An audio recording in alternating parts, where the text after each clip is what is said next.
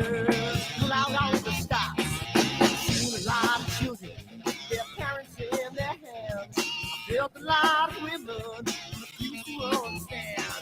And I don't think I understand why we're making such a fuss.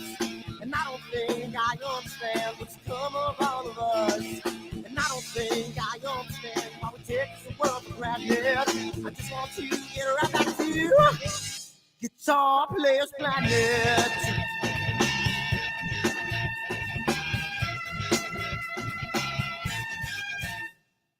See it in the papers, read it every day. The riots and the fires going on in South LA. The muggers and the government, they're all wanting the same thing. They take all your money and whatever else bring. And I don't think I understand why we're making such a fuss. And I don't think I understand what's come of all of us. And I don't think I understand why we take this world for granted. I just want to get right back to Guitar Players Planet.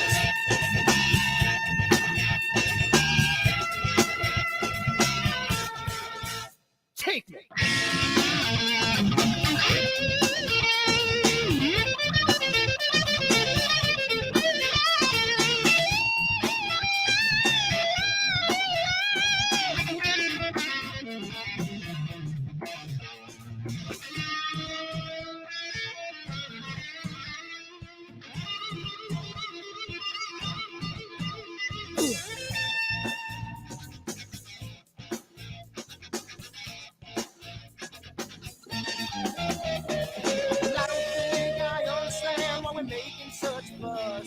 And I don't think I understand what's come of all of us.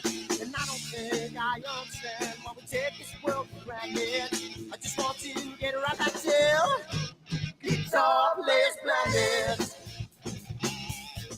Guitar Players Planet. Guitar Players Planet. Guitar Players Planet. Guitar Players Planet. Guitar Players Planet.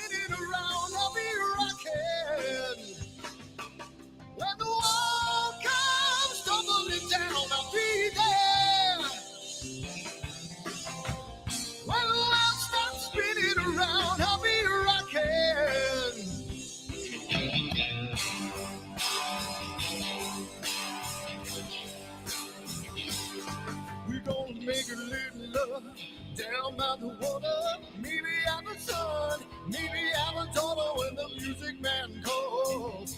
That's when I gotta play.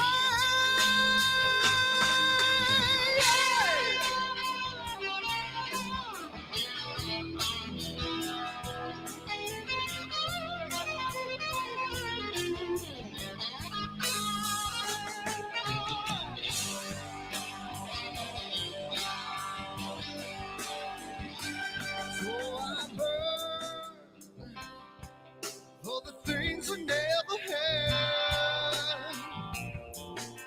I'm burning with hate, with love. Spin around, round. 'Cause as a boy I had a dream. Carry it with me today. Yes, I do.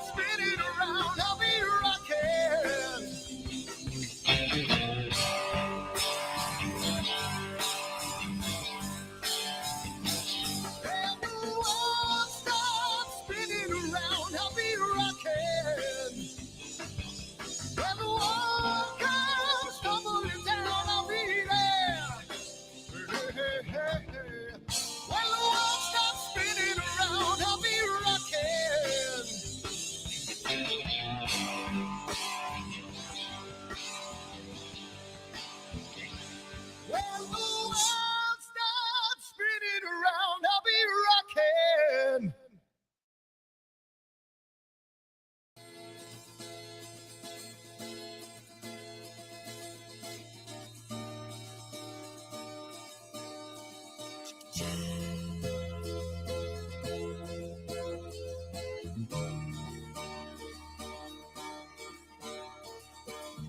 Sunny skies, the smell of palm tree air. Looking back, I could never feel fair. The way the music has touched my soul, the way that the sound holds its control. But I've got a new way to choose. I'm gonna start running back to the lands of the new. Oh, na na na na na na.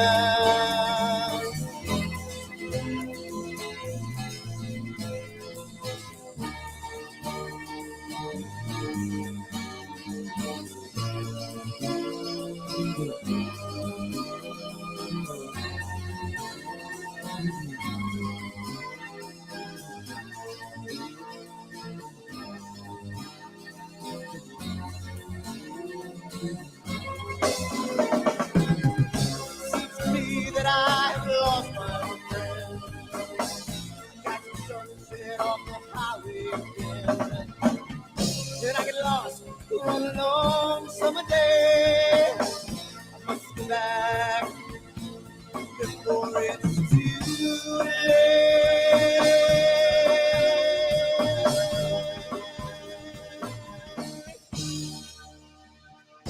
You're afraid, you're feeling alone. Time and space can never unfold. The holidays can ring in your fear. The ghost embrace can only mean tears. And I've got a new way to choose.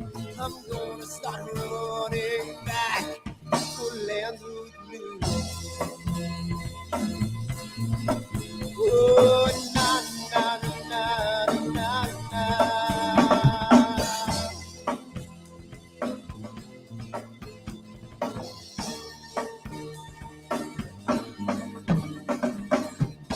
Sitting at the lake, I'm feeling confused, but I had my guitar, so I played this for you. But I'm afraid, what might be true, that I might never be back again.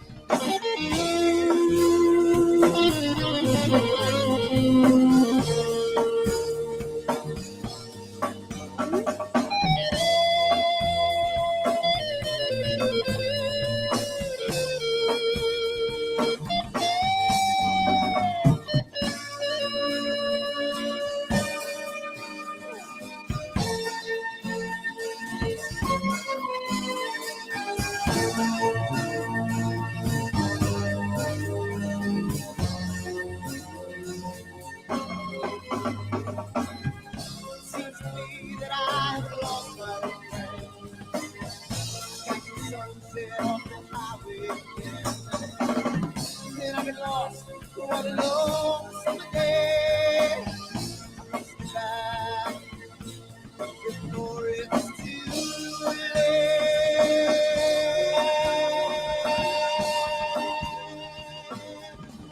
Before it's too late.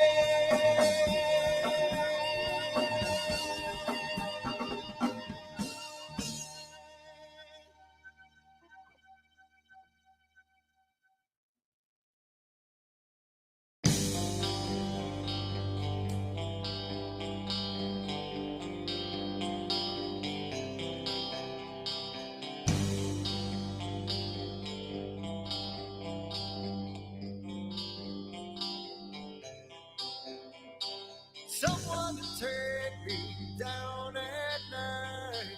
Someone to make my day.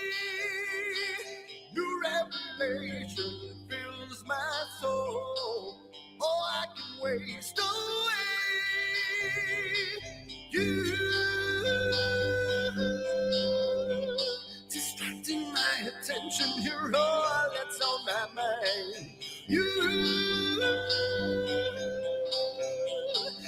looking for perfection, but you're too hard to find. Now the first night is coming, and I know what to do. You know that nothing feels sweeter than someone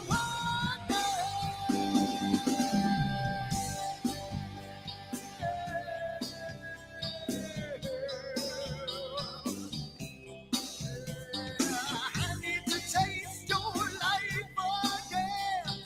I need a rendezvous. New revelation just filled my soul. Beginning and ends with you.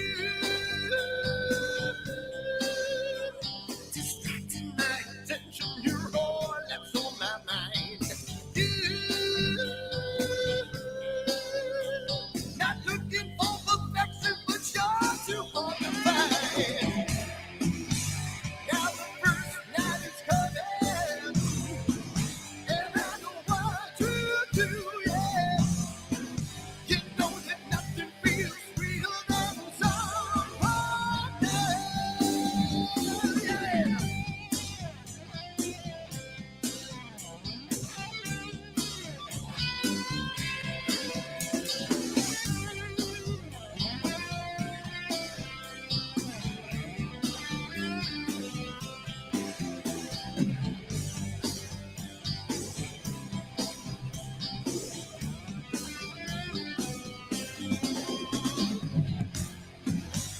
Now the first night is coming, and I know what to do, yeah. She knows that nothing feels sweeter than someone else. Yeah, alone and free, buddy, that I'm in love with you, yeah. You know that nothing feels sweeter than someone else.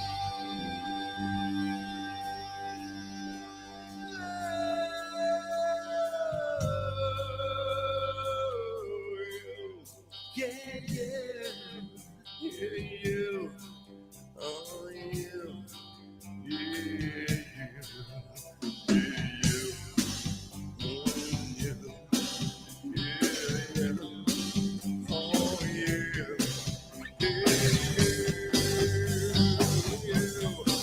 Yeah, you.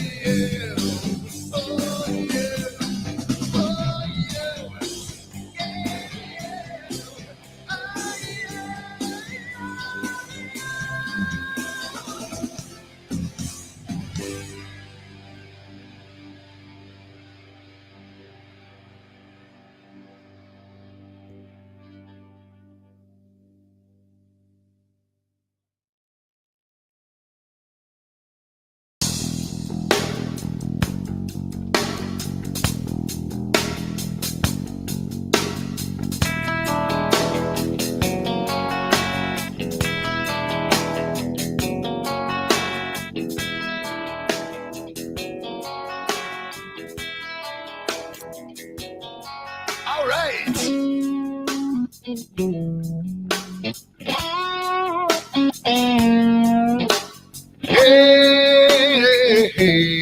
Yeah. Where did my color go? Got your head in the sand. You can't be in control using a powerful hand. I wanna be you, I wanna see you. Don't taste the kisses of hate. Don't try to tell me, don't try to sell me, don't try to say it's too late. You're gonna push me to the edge, back me in a corner, making me stand in your shoes. Push me to the edge, hide a little color, it's black and white and blue. Black and white and blue, yeah. All right.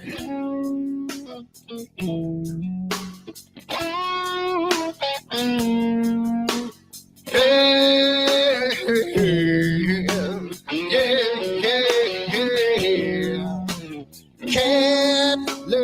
ring a bell. Rackets free from the maze.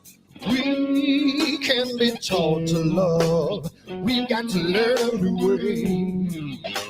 I wanna see, I wanna be, taste the kisses of hate. Don't try to tell me, don't try to sell me, don't try to say it's too late. You're gonna push me to the edge, back me in a corner, making me stand in your shadows. Push me to the edge, add a little color, it's black and white and blue. Black and white and blue. Yeah.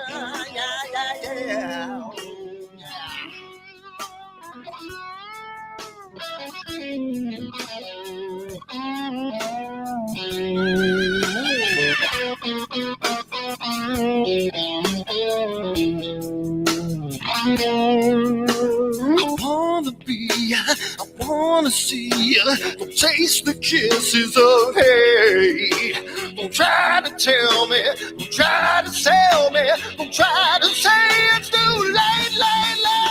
Push me to the edge, back me in a corner, making me stand in your shadows. Push me to the edge, add a little color, it's black and white and blue. Yeah, black and white and blue. Back me in a corner, making me stand in your shadows. Push me to the edge, add a little color, it's black and white and blue. Black and white and blue.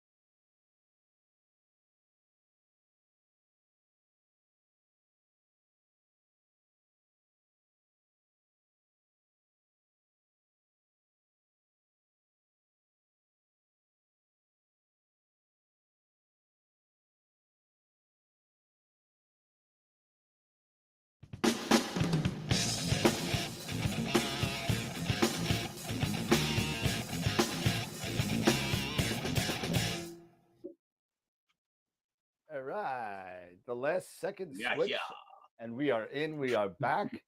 We are somewhat alive. And why does this thing keep on popping? Get rid of that by Eric said. There we go. All right, we made it again for another show on a Wednesday night. AZ Forerunner made it. Chris, sorry about the messing up with the voting again. You know, there was 5 of you that actually were trying to vote while I was doing some updates, and everybody was yelling at me. So it should all be working now. Let me know if you have any other issues with it. But I was trying to figure out a way how to block people that voted already instead of going through the IP addresses. Trying to figure out a way how to block. I saw a couple of people. Yeah, I saw a couple of people that voted twice, so I had to delete them. But cheaters. It tracks the IP address. So in case you don't know, I just look for the same number and I delete the ones that are the same. So just I try and keep it on the honor system, but sometimes people don't know if they voted too, so it could be a completely honest mistake too. Because I know we've had issues in the past, but what's it? People just chatting like crazy. So hi everybody, what's going on? I am back from Cherry Springs State Park. but more on that in a little bit. We got a couple of things. I know Pete will be on a little bit later tonight. We might have Scott. Scott's MIA right now. I don't know where he is. Don't know. I am not my brother's keeper, and and we'll just go on. And basically, first of all, I need to apologize to everybody. David Giesen, from who we were expecting from Photonics, is not feeling well tonight, so he needs to reschedule. And we will reschedule him for a future date, and we all hope that he feels better and is ready to come on and hang out with us on another night. So that's gonna be, that's gonna be a great thing. I know I'm interested in it. I know Eric's used it, and I'm just curious to see how it kind of works. So it works pretty good, but you gotta, but you got to pay attention. You got to follow the directions. But besides that, if you do that, it works really nice. Yeah, it's definitely it's not different. cheap. It's not cheap, but it's completely different of your normal cleaning of anything. So yes. Definitely take a look into it. It's a photonic cleaning solution, I believe it's. Yep. Photonic cleaning solution. Yep, and check it out on the website. Yeah. I keep on getting emails every day about photonics, but anyway, so let's we've got to talk about our sponsors. We got a wheel that we're gonna spin tonight. We got the donation from Jerry Valdez, the 1-year Creative Cloud Adobe suite from Photoshop and Lightroom. So that was very nice for one of our own members are donating stuff to the show. So thank you to Jerry for making us able to do this. And that's going to be going on tonight. And I promise I won't be too late because everybody starts yelling at me about 9:30. I'm sorry, 10:30 to spin the wheel. So we'll do it about 10:30. So everybody can go to bed and you can see us go off the rails as normal. So things go off the rails and then after that, we're just going to talk a little bit about Cherry Springs, about the experience and what everybody else has got going on. And then let's just talk about the sponsors real quick, because we can't do this without all the member sponsors and our corporate sponsors. So we definitely should throw a shout out to all of them. So, and it always does that, but okay, there we go.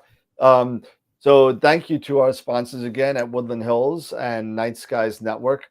Go check them out, and if you're not involved with us yet, and you're not involved with the giveaways, feel free to go to our website at www.astroworldweb.com and sign up for all the giveaways. We get $50 gift certificates from Woodland Hills Camera and Telescopes, Night Sky by Tegan, Night Skies. Actually, I can show you guys now. You guys can see the live. And thank you to our Red Giant sponsors, Prima Luce Lab, Camera Concepts, and Optolong. The Optolong giveaways everyone's been asking for are coming soon. The Prima Luce Eagle for Ecclesi, the Black Eagle, the special edition will be given away. I believe it's one month and 5 weeks from tonight, I think, if I remember right. So that's going to be awesome. Hopefully, Tom, if you're not in the chat, I don't know. I was talking to you a little bit today, so I hope you're on with us to hang out. So you're more than welcome to come. And then Camera Concepts is a $50 gift certificate from them, and Optolong filters to the wazoo. We got plenty that are going out starting in July all the way through to Thanksgiving. I think Thanksgiving we're giving away the SHO set, the 3nm 2-inch set. So that's going to be great. And of course, at a super giant level, Masters of PixInsight and IP for AP, they have been so generous as well, giving us a number of classes and subscriptions to both of the eligible websites, and they're just great. And Ron Breacher is going to be back. I'm going to get on the horn with Warren Keller as well, and he'll be back as well. I hope. So Black Hole members, thank you to our member sponsors, of course, John G and Bob D'Amato. Thank you to our Black Hole members, our Red Giant members, getting too much to read as usual. And if you want to become a member, feel free to join our Patreon membership, and the website is at the bottom of the description in YouTube. And then our main sequence members. And Jerry, I'm gonna make, because you donated to us, I'm gonna make you a honorary Red Giant member. So Jerry, thank you for the donation for tonight. So I'm gonna make that, makes you eligible for the Red Giant perks. So I'm gonna send that to you. So thank you, Jerry, for donating the Adobe Suite to us. And our Protostar members, Kieran and Greg. We can't do this without any of our members, so thank you so much. And of course, as mentioned before, David has to be rescheduled. June 15th, which is a week from tonight, we're going to be having Adrian Bradley, who does nightscapes, landscape, astrophotography, Milky Way, does a whole bunch of great stuff. So it's going to be really, really cool to see what he does. And then Ron Brecher, from Masters of PixInsight, will be back with us on June 22nd. Probably go through some of the new stuff on PixInsight. And Ron just likes to talk with us, so it's good to have him back. June 29th, we have Kurt Lanes, who's an astrophotographer and a DIYer, who made his own roll-off roof observatory. So come and check that out. And then our first guest in July, we have Russell Croman, who's going to be coming and hang out with us, the maker of Noise Exterminator, Star Exterminator, all those platforms on Photoshop and PixInsight. So it's going to be cool to have him come on and give us a rundown on those plugins. And as usual, okay. What's up? No, I was looking here. There's a few questions out there whenever you get a chance. And again, join us on a Discord. We're up to 62 members on our Discord channel. It's becoming a better and better place for information for people who need an answer right away. So come and check us out on all the rest too: Twitch, Twitter, Instagram, and Facebook. Yeah, and Pete is on too. So I'm gonna make some switches real quick. So let me get the 4 up here and quick play, and there we go. Pete is there. How you doing, Mr. Pete? Hey, Pete. Hey guys, how was Cherry Springs? Oh, we're just getting to it. We just did the rundown of the sponsors and all that, and did a little work there. But what kind of questions did we have while I was yapping, Eric? There were a few. Josh wants to know how does he use his camera concept certificate? He thinks he's ready. So that was one question. Josh, call me personally at the store tomorrow, and I will put the credit onto your account myself.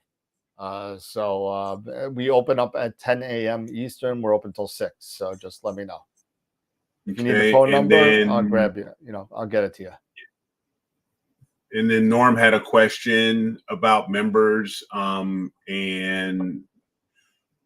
become, I guess, icons and stuff like that.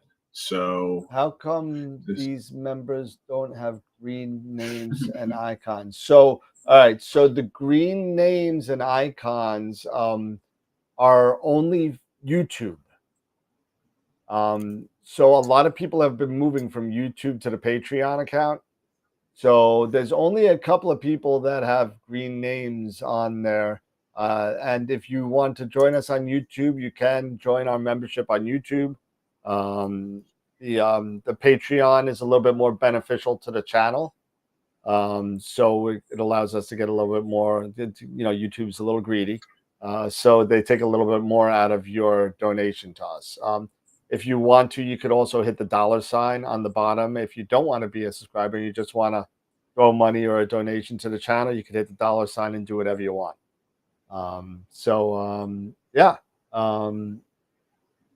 Yeah, Newman. They are totally, it's a great, YouTube is a great platform, but for the people that are out there doing the talking and the video generation, all that kind of stuff, they try and nickel and dime you for everything. So So the more the more we could kind of use YouTube and still get the perks and give them to you at a little bit better of a benefit, it's better for us. So Yeah. Hi Greg, how you doing? All right. All right. That was Cherry good. Springs. Cherry Springs. So I was booked in Cherry Springs from the first that Thursday to Sunday. Okay. Thursday was a total wash.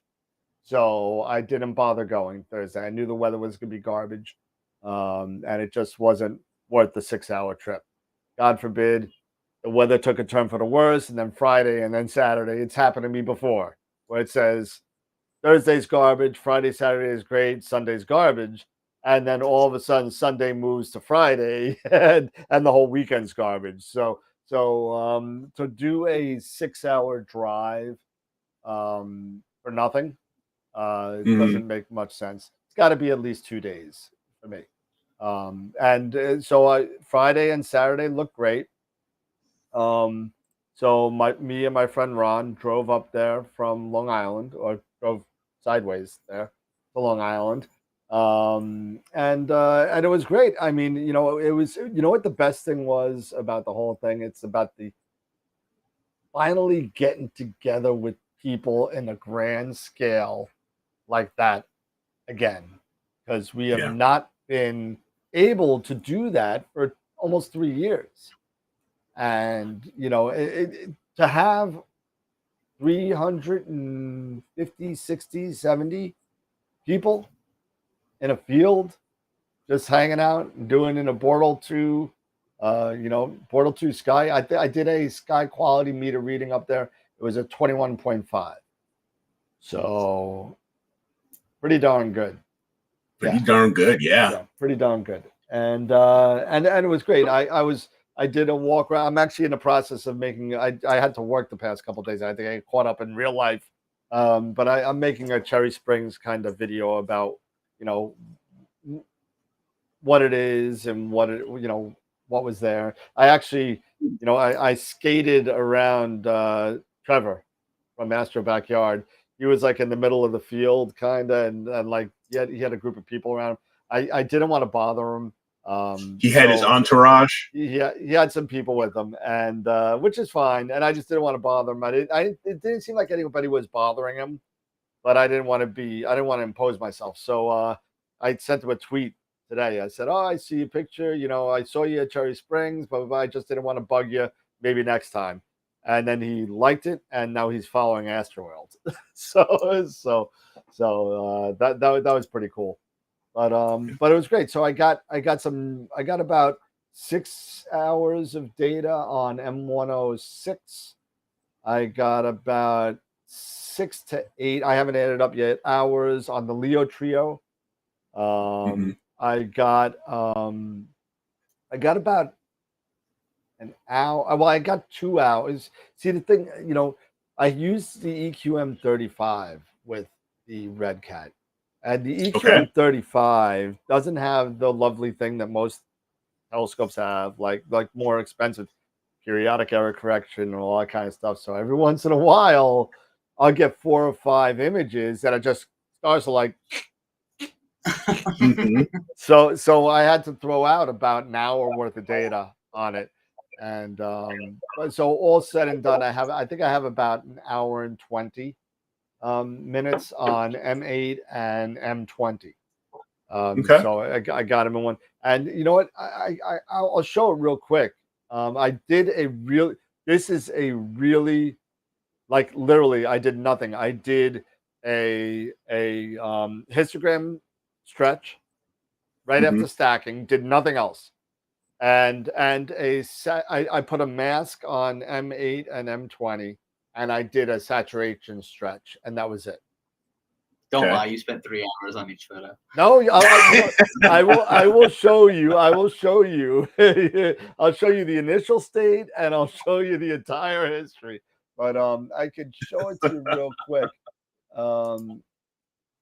Let's see. So let me get it over here. Let me get rid of the. Okay, so let me get rid of the. David, no, I don't think that's a new picture behind Dan. That's his Pelican, and No, I think that's you've had not that new. for quite some time. That was last winter, I think. Have you tried the GTI yet from Skywatcher? The new one? Yeah. No, not yet. I haven't even seen it yet. I haven't. I must say that's like an upgrade from the EQM 35 almost. Well, it's Not only payload, 11. but- Well, no, it's the GTI is only 11 pounds. Yeah, I know. But I had the AZ GTI. We actually in Camera Concepts, we actually we made the deluxe version out on our own. And basically, what it was a Star Adventure wedge, a couple of bushings, and we made it our own equatorial mount. So, but it worked. It worked. But this is now they figured it out and they did it now, and now it's a full EQ mount, and it's for what it is. It's pretty cool. But again, it's only 11 pounds, and the Exos 100 I've been using for really lightweight stuff. Same thing, 11 pounds. Yeah, the GTI was super fun to use. I'm sure. I'm sure. What'd you use it with? I only had the Red Cats 51 and the Aperture 72. Okay. Just 15-minute subs all night consistently. Like, it was great. That's cool. Hey, just a shout out to Dr. Paul Abbott. Paul, good to have you on the show. And I'm going to bring this up. This is, all right. So here we go. So this is nothing. This is the raw debayered out of the stack. That's it. And for those of you disbelievers out there, Tegan. Okay, so this is at the initial state right now, Tegan. Okay? So there's nothing there that's right out of the stack. Now, busting the chops, Dan. What's that? I know. I'm just kidding. Listen, you know what? I don't have the. It takes me so long to get pictures out there. It's just because it's so hard to get data in New York. It's just really, really difficult. But here's just with two little, again, no, let me do that. And then let me take off the stretch, and there you go. Nice star field. Yeah, right? Yeah, it is. And the blues in the center of the lagoon are like the teal hues. That's nice too. It's gonna come out once I start actually doing something with it. but Sure. it's gonna be good. It's gonna be good. That's only, if I remember right, I think that's 1 hour and 8 minutes. So that's the first. Both of these nebula what's that? have eluded. Both of these nebula have eluded me for 7 years. Never been able to take a photo.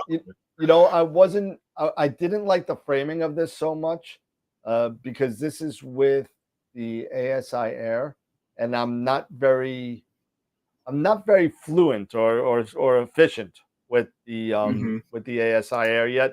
So I just plugged in. You see the Trifid's right in the center, and that's what I use as my target. Now, had I moved the Trifid over and gotten the RAN deck and put it in there, I could have done that. But you know what? And just to let you know for future, if you use the Sky Atlas feature on the ASI Air, it is great for framing because you can go to the sky into the Sky Atlas, and right now you have M20 right there dead center, but you can actually manipulate through Sky Atlas and move around right on the app. And then once you have the framing the way you want it, then you can do a go to, and it'll go there, and it'll do plate solving and everything to do really nice framing. So just a heads up. Okay, now I know for July, hopefully. So, and that being said, and let me go back to the 4UP. That being said, the July Star Party, hopefully, is going to happen. I'm hoping so. I booked my room. We have, Eric, no offense, I want you to go. So don't think I don't want you to I know you do. I know you do. I do. So I'm going to call the hotel and get it booked. I'm really, really thinking hard on getting the AM5. Yeah, well, let me know. And bringing it and bringing and utilizing that because of its size. Yeah, as far as travel and everything. I'm telling you, I'm really thinking hard on that. So I'm thinking about getting. I want to try the. The AM5 is nice, but everyone's going to have the AM5. So I think maybe the Pegasus to try it out. maybe the Pegasus, and, right? or the Ioptron if you want to wait a couple months. But Right. These harmonic mounts are going to be coming out like it's going to be crazy. Yeah, it's the new it is. Yeah. Yep, exactly, Tegan. It's going to be crazy. It's going to be crazy. It is. And I don't know if you had an opportunity to see it, Dan, but TJ Conley did a whole video, an unboxing of the AM5, which was quite good. And I chimed in and asked a few questions here and there, but that unboxing and him going through that's what's getting me really excited and really intrigued of the AM5. So yeah, it should be it's going to be good. I think it's a really good looking, solid, lightweight mount. And it so far from the descriptions and that unboxing and everything, it's ticking off a lot of the boxes that the Sharpstar didn't. Yeah. And even with the night that we had Simon Lewis going over the kind of features of the AM5 about 3 or 4 months ago. Yeah. Even just looking at that, you could see the difference between the two mounts. The one that I had, the Sharpstar, the Mark III, and then the AM5. It definitely looks a lot more user friendly. The AM5 does. So I'm curious to see how well it does in the field, because the only two people that I know that have used it is Simon and TJ. So and TJ, right? So that's it. So we'll have to see. Yeah. Everyone's talking about the. And you guys have used the Mark III? I have. And you think the AM5 is going to be a bit more user friendly? You said more user friendly than the Sharpstar, yeah. Yeah, I was just curious about both of those mounts, actually. Well, there is just a lot of little things with the Sharpstar that just built up for me. And I could just imagine somebody. I had a gentleman, I won't mention the names, that purchased this, and I told him, wait, don't buy it. I've had it for 3 weeks. I couldn't even take a picture with it. I was so frustrated with it. Part of it was skies, that I didn't have the skies. Part of it was the software, and the actual setup of the mount is just so not user friendly. I mean, if I got to carry around 3 Allen keys to polar align, I don't know if I want to do that. Yeah. The button on the hand controller popped off. The menu button popped off, right? Just by hitting it once. Whatchamacallit, if you ever use it, the United States is in the east, so it is a positive instead of a negative. What? Yeah. As far as the time. So yeah, as far as time is something else. Time, you're in a positive time zone and a positive longitude. so when there's a little bit of an issue when you have people like us and people in the chat that are used to setting things up. There are ways to set things up. So you set it up. What do you do? Okay, I'm in the east. I'm -5. I'm -71 and +40, and that's how I set it up, right? Well, of course, in the manual it says the complete opposite. But why am I reading the manual to do that And if you don't, you're screwed because you're pointing to China or somewhere on the other side of the world, because everything is reversed. The azimuth knobs on the Sharpstar Mark III, at least on the one that I had, once you put anything of considerable weight on there, like anything over like a considerable weight, I'm talking about anything over like 15 to 17 pounds. These knobs on the side are so they're smaller than a dime, and that's where this Allen key comes in. You need I think it's a 5 millimeter Allen wrench that you to wrench down these things. Yeah. It was just, and that's one of the things that, you know, during the demo of the AM5 that TJ was describing, you know, like the azimuth knobs are much larger and easier to grip and to use. You don't have that Allen key situation there, as well as the altitude. You know, everything is really there. The saddle looks really nice. It is a DV saddle, you know, so that's good. So there's some, you know, of course, you know, with the whole periodic error and stuff like that with harmonic drives. Yeah, well, that's you're gonna that's guide. inherent You're to gonna the have to harmonic. guide. Yeah, that's just part of, you know, just part of, you know, using these harmonic drives. But from just everything that I'm seeing, it's interesting. But just before we scare people off our harmonic mounts, just so everybody knows, the harmonic mounts, most of them, if not all of them, have some way to take care of that periodic error. Yes, they do. Absolutely. Whether it's predictive periodic error correction or something in the software in the hand controller that can not eliminate, but can predictably analyze the periodic errors so you could get around it. So a lot of people get scared of when you see like my EQ6R has got a periodic error. I like Cap's reaction after the Eurolink of the 2600. You go first, Eric. Yeah, well, you know, one camera. Come on, you know they have a pretty good track record, I think, right now. But yeah. So you know, the periodic error is one thing, but you know, anything from the top end of harmonic mounts like the Hobum or the Rainbow down to the AM5s. From what I've seen from the pictures with, I haven't seen any pictures from Simon with it. I've seen the ones from TJ with it, with his 9 1/4, and I don't see a problem with any of his pictures. So I would tell you either he's doing a hell of a morphological transformation or it's pretty darn good. So, and I'm going with it's pretty darn good. So.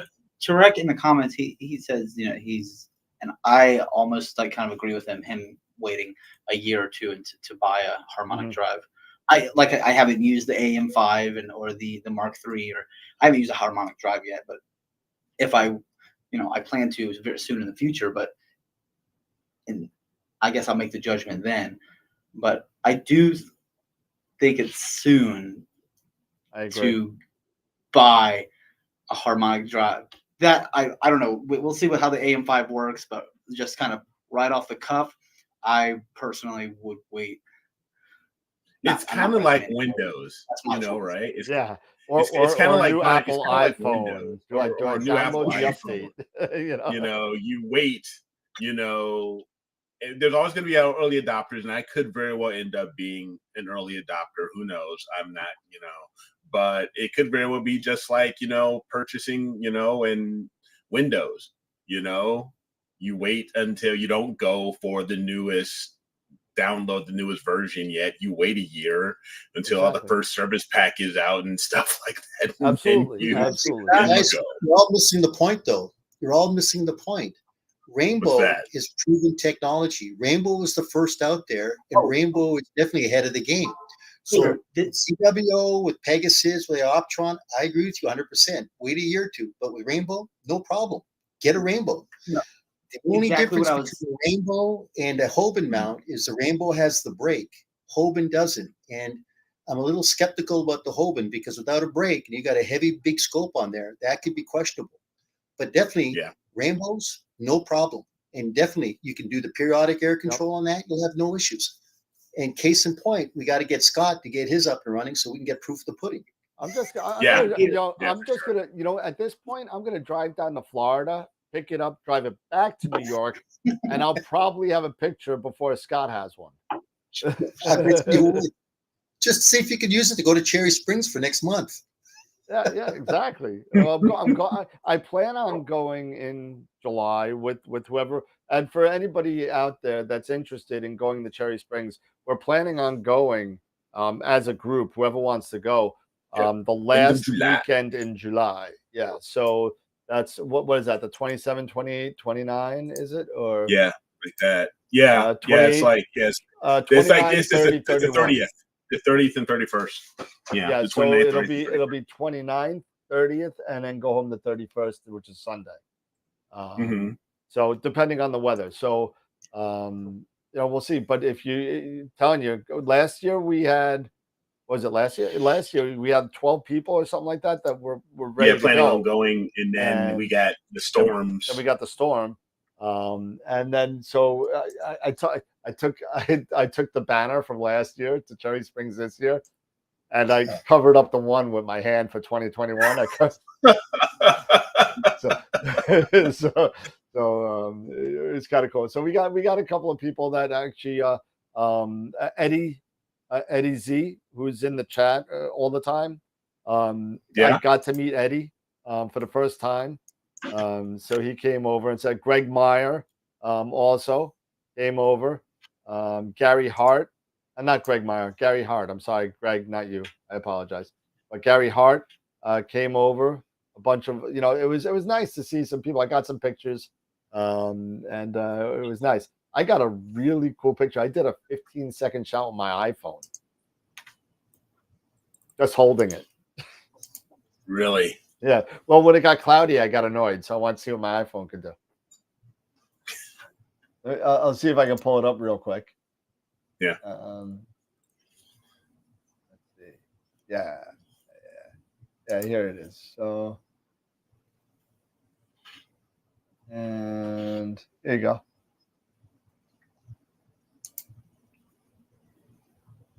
That's not bad. For holding a phone with my hands. Yeah. It's not, you're not. You got to zoom in. It's you're not. I mean, not shivering. Now I'm pixel peeping. Yeah, now. Yeah. So yeah, but you know what? For a wide frame, I mean, there's another one. Yeah. This one might be a tad better. There's another one. Okay. Just that's a really crappy one of the moon. Just messing around, huh? Yeah, I was just messing around with my iPhone. But but that's we'll get some decent photos up, and because from pixel peeping a handheld shot. Yeah, come on, man, give me a break. Chris is like, what are you doing? Pixel peeping a handheld iPhone. Exactly. I was holding that thing up for 15 seconds. I was like this. Don't move. But yeah, it was Cherry Springs is a lot. If you have the opportunity to come, will I have links for dates? So if you want, I wonder if I put it on what. If you want information on it, email me at dan@astroworldweb.com. Do that, and I'll get you any information that you need. I'll get you phone numbers, dates, and the hotel that we're staying at, and a couple other ones in the area, because there's a couple of B&Bs in the area as well. And it's not a regular star party weekend, so the hotels and the B&Bs won't book up as fast, but they will book up. Right. Let's see, Charity. Hey, Charity, listen, keep on going with the iPhone. Do it. I mean, we just had if you go back a couple of shows to my buddy Maxi Falieres from Argentina did a really outstanding demonstration on astrophotography with an iPhone. And, you know, it was a lot of fun having him on the show and looking at it. I believe it was about 3 weeks ago. So take a look at that. Eddie, my buddy Eddie, my new friend showed up. Me and Eddie got to hang out on Saturday night. Finally, after 6 years of talking to each other on the phone, 5 years talking to each other on the phone, we finally met up. And that's what's awesome. That's the awesome stuff. You know, you're interacting with people either through phone or through social media or through YouTube, and you make these, you know, you built these relationships and these friendships virtually, but to finally see people, you know, face to face, in person, you know, and hanging out, that's awesome. It's so cool. You know, I feel kind of bad though, because Jeff from the store gave me like flags and stuff to put up. Yeah, I didn't put them up. Yeah, you didn't put them up. I didn't put them up. And he also gave me a Stellina to play with. I didn't even take it out of the box. You didn't use it? You didn't take it out? Didn't even take it out of the box. You know why? Because literally there was a Stellina like literally like 4/10 away from me. Mm-hmm. And I was like, yo, is that a Stellina? He's like, yeah, because I saw a little red dot and he was playing around with it over there. So you know what? I had stuff I had to do. I don't want to play. You know, if I want to play, I'll bring it to the beach. I'll sit it down and I'll play with it. You know what I mean? But that's not something that I'm kind of into, to be honest with you. But that's just me. It's a great product, but it's just not for me. Right. No, I hear you, man. I hear you. Maybe the Vespera when it comes out, the little dinky guy. Yeah. Maybe when that comes out, I'll bring that wherever I go, kind of like my camera. I'll just throw it out there and let it do its thing. Dan, just out of curiosity, and Rob, I don't know. I haven't been in the store in 2 weeks, so I'll be there tomorrow. I can follow up. I mean, Tegan, I don't know if you've been having an issue with Hugh-Tech as far as getting filters or anything, but you know, I don't know. I haven't been a part of the product advisors in over a year. Gotcha. But no, that's fine. That's fine. I was just, you know, because I've had problems with them even returning phone calls. So it's been kind of interesting. But you know what? When it comes, it comes. I'm assuming it'll be here soon. He ordered the MBZ back in, I want to say April, and haven't gotten them yet. I ordered Still them. no word yet. No, nothing. Not even a call back, as far as I know. They could have called while I was up in Cherry Springs, so I really don't know. But I'll find out. Yeah, I've been having some trouble with I've been using Nina, and Nina itself, I'm slowly getting more proficient with it. I had issues with the with some of the plugins with, like, say, the filter offset calculator and everything, but I finally figured that out. It took me a little time, but understood, you know, like how to do the autofocus so I can do the offset, say with narrowband, with my narrowband filters. Turned out, you know, it was just my own goof ups and stuff like that. You know, not setting a high enough gain, you know, for example, you know, when we're doing these 15 or 20-second exposures, you know, and then, but now that all worked out right now. Now my trouble is working with my off-axis guider on my Schmidt-Cassegrain and PhD. It's, you know, it's, you know, and it could be also seeing, you know, at the time, it could be some seeing issues and stuff like that, but I haven't had much success. I've been getting a lot of declination backlash off of PhD, but when I switch over to my ASI Air and I'm doing guiding off of that, I have no problem. It's, you know, it's like issues with, you know, like movement. You know, my steps are really, really low. You're talking like, you know, 2 steps, or even, it's not getting, like when I'm using the ASI Air, the calibration steps, they are, I'm getting much higher numbers in my calibration steps versus me using PhD. It's only moving 0.5 pixels or 2 pixels, stuff like that. It is really a really low number versus when I'm guiding with the ASI Air, I have no problem. And my numbers are fine. So it's just something I have to work on with PhD, perhaps. I'd tell you just for a sure. start, I know we've spoken about this in the show previously.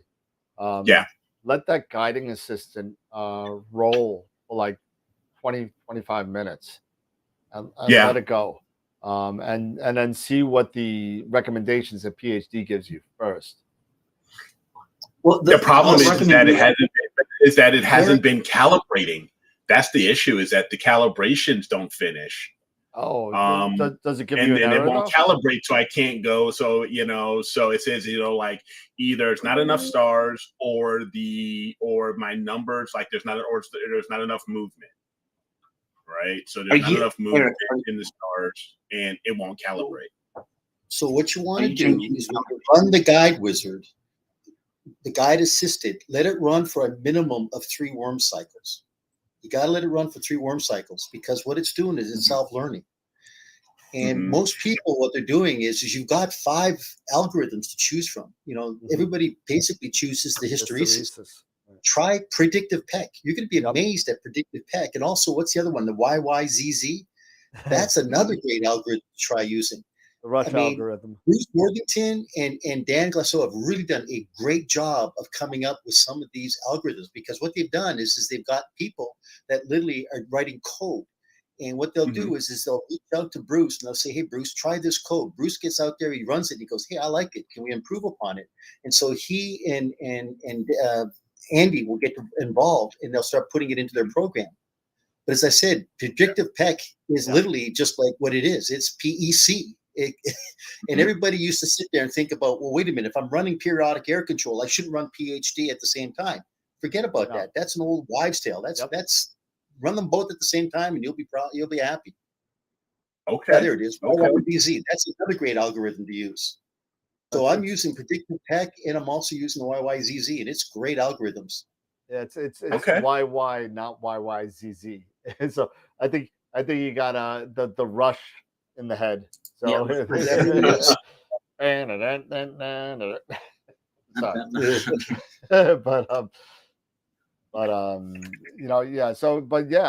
I know Chris is talking about, he uses predictive PEC. I use predictive PEC. And if you're a Cintiq user like myself, and if you're using Green Swamp software and train your mount with predictive PEC in coordination with the predictive PEC algorithm in PhD, it actually works really quite well. So. Eric, are you adjusting your calibration? A lot of these by default and stuff. I'm sorry. Are you adjusting your calibration step size? I was using the calculator. It would calculate, and it would change the calibration steps. Yeah. Okay. That's typically the main algorithm, the main setting I change. If I'm not getting if my calculated step size is still not providing enough plot points, I'll increase it, just I guess arbitrarily by about 250 steps until I get anywhere from 9 to 15 plot points in both directions. Sometimes I'm adjusting it up to 1500, a step size of 1500 to achieve that, but sometimes it's at 500. It also depends on what scope I'm using and my focal length. Right. But and this is with me right now. When you're talking scope, this is me working with my Edge 8 and using the off-axis guiding. So that's where I think that's from having. Even if you have one star, in your field of view, that's enough. The multi-star guiding absolutely does help a lot. You can decrease your guide pulse, your exposures down to like 1 to 1.5 seconds, which helps me personally get my PhD graph to really settle down a lot. I'll go from 0.8, 0.9 down to 0.48, 0.55, just by doing quick exposures with the multi-star guiding on.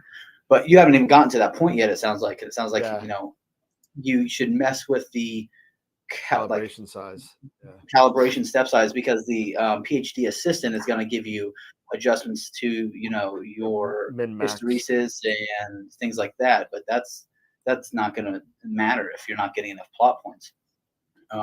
Because from what I understand, you can't use guiding assistant until you're calibrated, right? Got to calibrate it first. Yeah, you got to calibrate it first. Yeah. So that's my issue with the calibration. So what you do is you calibrate it, and then you let it just go ahead, and you get a star within plus or minus 30 degrees north or south of celestial equator, 1 or 2 hours east or west of meridian. And you get a 5th magnitude star. So you look at your star profile, and it's got to be a peak. Don't want a flat top. It's got to be a peak. And what you do then is you just click on that, and it'll guide for about maybe 10 seconds. And then that's when you go into the guide wizard assistant and let the wizard take over for 3 worm cycles. So look at your mount, determine what the worm cycle is. If it's, say, 180 seconds, let that run for 3 worm cycles minimum. And then follow then what the suggestions are. And then you're off to the races. Okay. And how do you determine your worm cycle? And all that information is online. So you just get your mount and just say, what's the worm cycle of this specific mount? And it'll tell you if it's 350 or 300 seconds or 180 seconds. Yeah, it'll tell you. You're gonna. I think for a lot of times. It's like 6. What's that? For the CM60, I want to say it's like 6 minutes or 8, but I don't know. I can't remember. Yeah, so you got to just be careful, because like a lot of times the websites for vendors with specifications don't have that in there. You may have to do some searching for worm cycle gears for that specific mount. So. And I mean, as I said, the nice thing about it too is the longer you let the guide assistant run, watch your polar alignment error. It'll start to decrease. And once again, you want to be within at least a minimum of 8 arc minutes to get good polar alignment. If you're above 8 arc minutes, then definitely you're going to get trailing, especially in RA.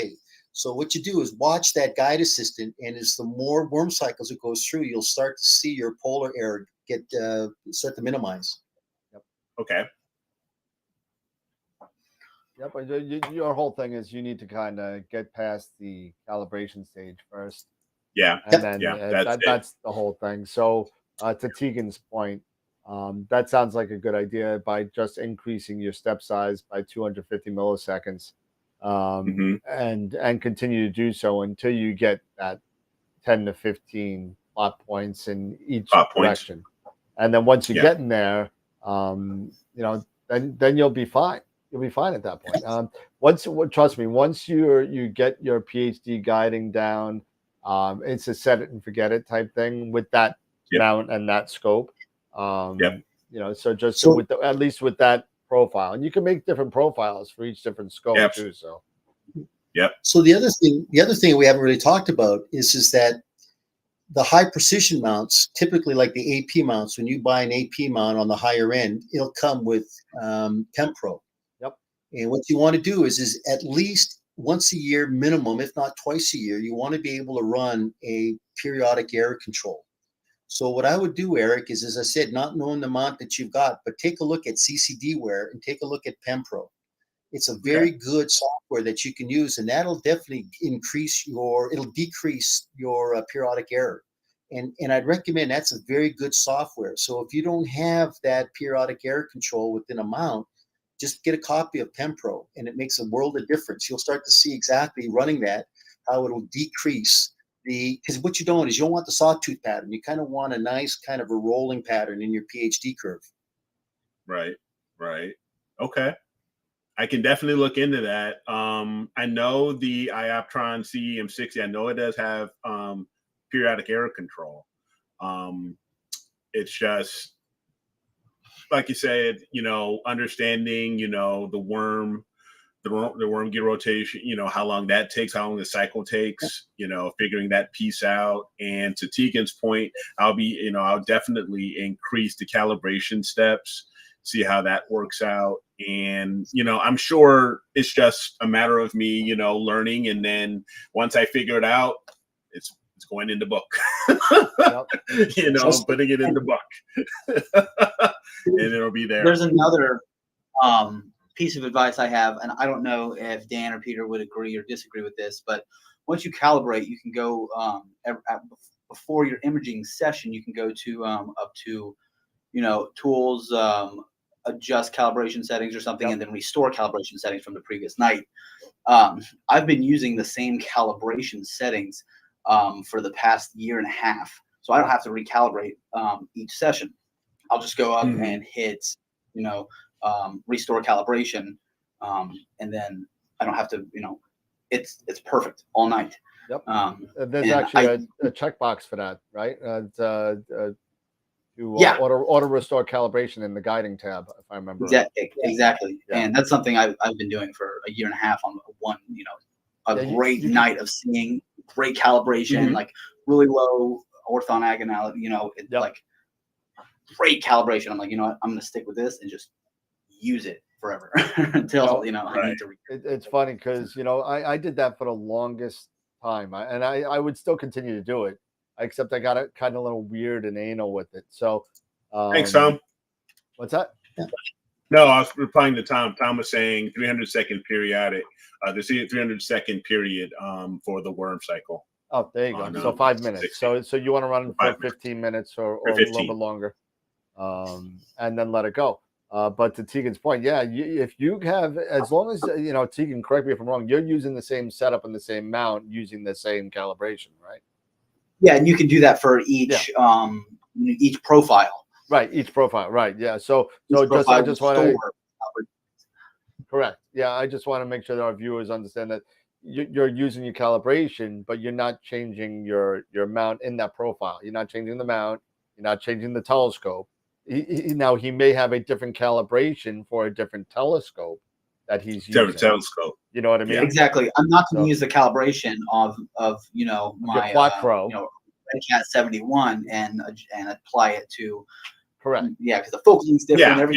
Everything's wrong. Everything is different. So so what I'm doing right now with my Edge 8, I would not, with that calibration, I'm not going to use that calibration with my Ross 8.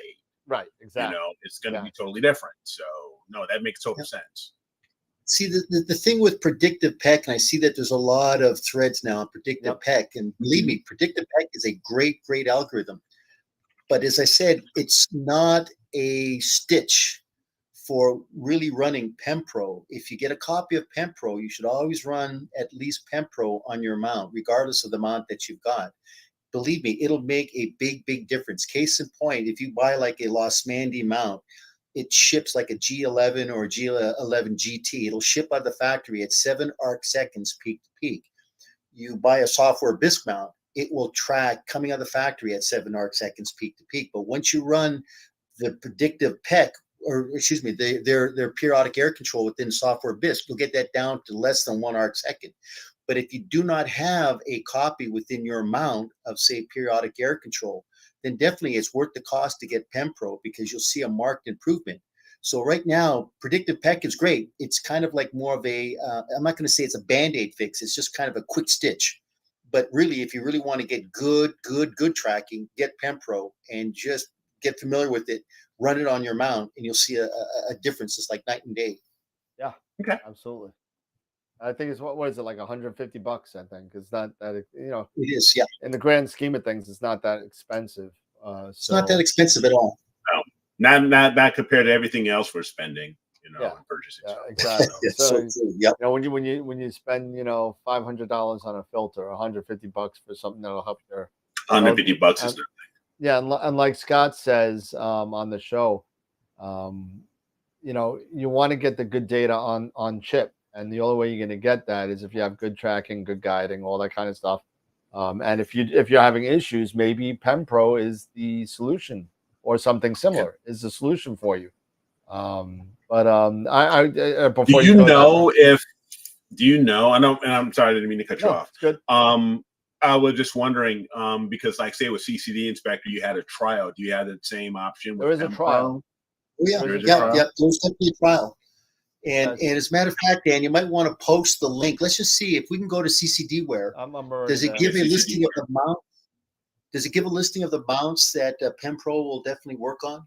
PenPro version 3.0. Let me give you a sec. I'm in the store. It looks like it was getting something else called GemPro, but I don't know what GemPro is. Yeah. See, typically, like what I do is when it's a full moon, that's when I do all my testing, all my recalibration, do all my PEC work, because you know what? There's nothing really going on because of the full moon. So that's a perfect time to do it, so that once you get into the crescent phase and the new moon phase, that's exactly where you'll have everything. So it's kind of like the 7 Ps, right? Prior proper prevention prevents piss poor performance. Definitely do it. Absolutely. They got a bunch of stuff. Improved support for cameras. It doesn't really say the mounts that it's compatible with. We'll get it. We'll see if we get a list from CCDware, and we'll take it from there, because right now it just says correct your mounts periodic errors, polar alignment backlash using your camera or webcam. So I mean, it looks like it uses a camera webcam, builds a curve, and then makes the correction. Yeah, they do share a few. I'm looking here. If you on CCDware, if you go to PenPro and it has results, it has a few mounts there as people post, as far as other people's, results and stuff like that. So there's a few things there, but no, I didn't see anything as far as, to your point, on all these different mounts. There's no list of everything, but maybe that's something we should try. Maybe we'll do do a little test with our different mounts, because we all have different mounts. I got the EQ8. You guys got some CEMs. Yep. It can send it to Scott if he takes his telescope out. But oh geez. No, so we this sparked a good conversation, especially in the chat and everything, regarding guiding and periodic error correction. So that's good. They list them on the features tab.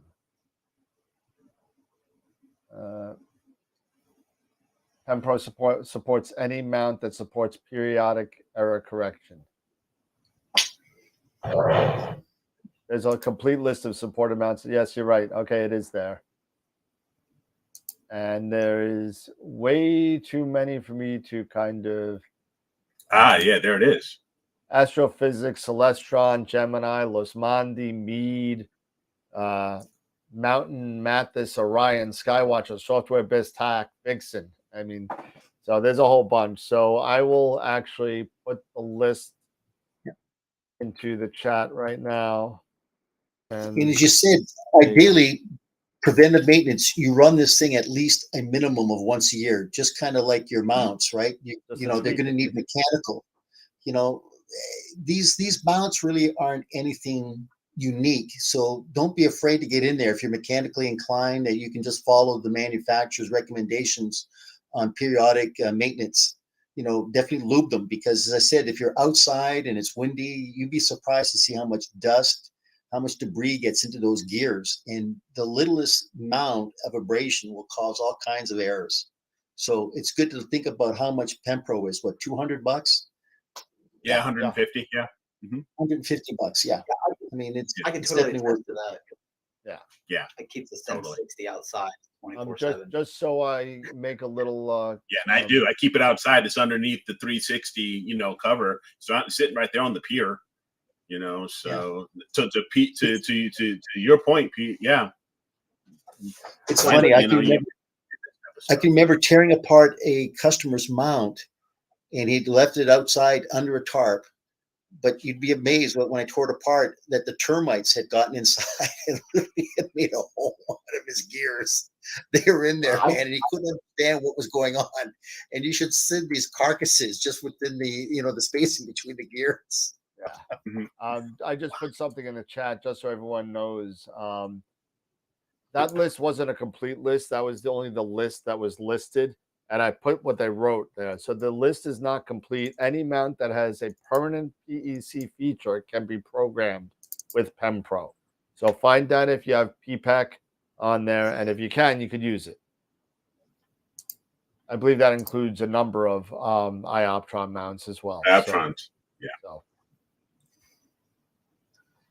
See, the one thing I hate. Go ahead, Pete.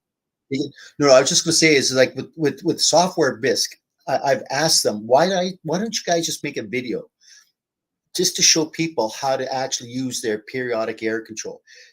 You read their manual and it is the most damn confusing manual. And I've asked Dan many times and they go, Pete, we don't have enough people do it. I go, have you guys read the manual? Do you expect anybody to figure out how to do this? This thing is absolutely crazy. So what happened is I guess Richard Wright decided to do a video, great video. And even Charles Walker did a great video on it. But as I said, now they've come up with a new, supposedly an easier way to do it. It's harder than the original because it's all new data. That's funny. Oh, well, it's very interesting because you know what? Periodic error correction is something that we probably don't talk a lot about, although we should be doing it a lot more than what we do because it is definitely an integral part of possibly helping you fix some of the errors that you may not have, and it might go overlooked. A lot of people do overlook it. Most people say, "Hey, listen," and I'm one of them that says, "Hey, you know what? My guiding's good, so I'm not going to bother doing anything. If it ain't broke, don't fix it." Right. And I think, it really goes back to what we say on the show. We probably said it on the show 200, 300, 400 times. Don't worry about what your graph says. If your stars are round and the stars are good, if it ain't broke, don't fix it. Sometimes you're going to be chasing the seeing. And if you're in a situation like I am, where I'm at 3 to 4 arc minute seeing, it's going to be hard to do. So as long as your stars around and as long as you're happy with your picture, then stick with it. Now, if you start to see oblong stars and you start to be unhappy about it, that's when you start tweaking with the PhD2 settings and then start training your mount correctly with periodic error correction.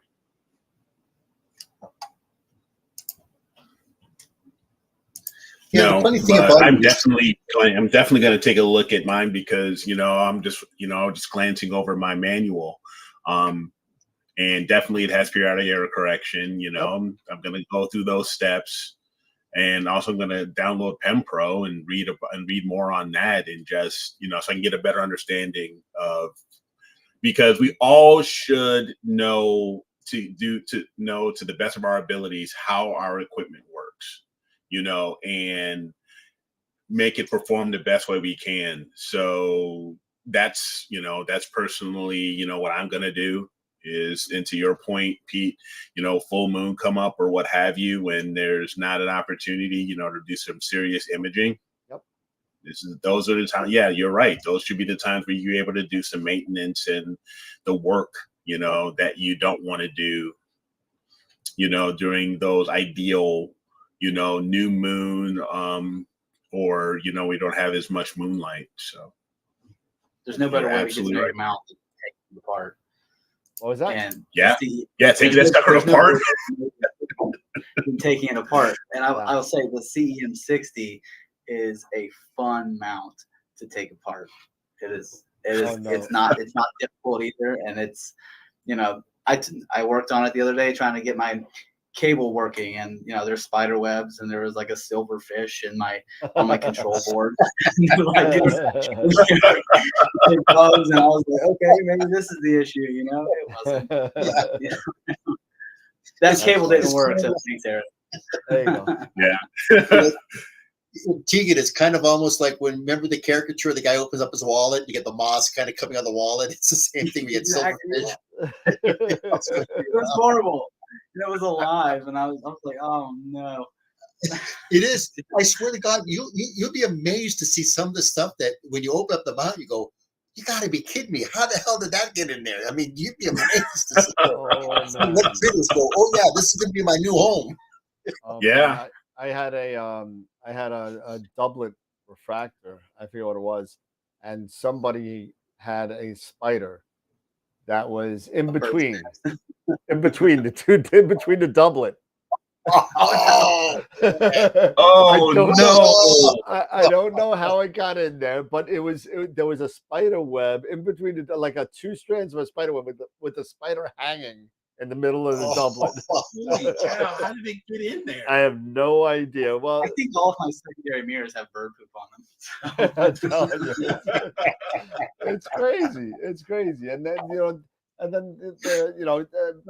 guys know, you guys are in the business, you get these guys or girls come in and they say, yeah, fix this. And, you just look at these scopes that are just a complete disaster. I mean, I don't even know. I got pictures of stuff that, literally 14-inch Meade Schmidt Cassegrains with 5 pounds of bird poop on it. And they want me to fix the corrector. I mean, hey, Dan, did you read the email that I just sent to you? I think you were gone, but I got this email and I sent it to you and I said, oh my God, check this out, Dan. This is a disaster in the making. Take a look at your emails for me because this is like a wall of shame. This is. Oh, no, I got it. Yeah. So, yes, I did. When you said wall of shame, yes, I know.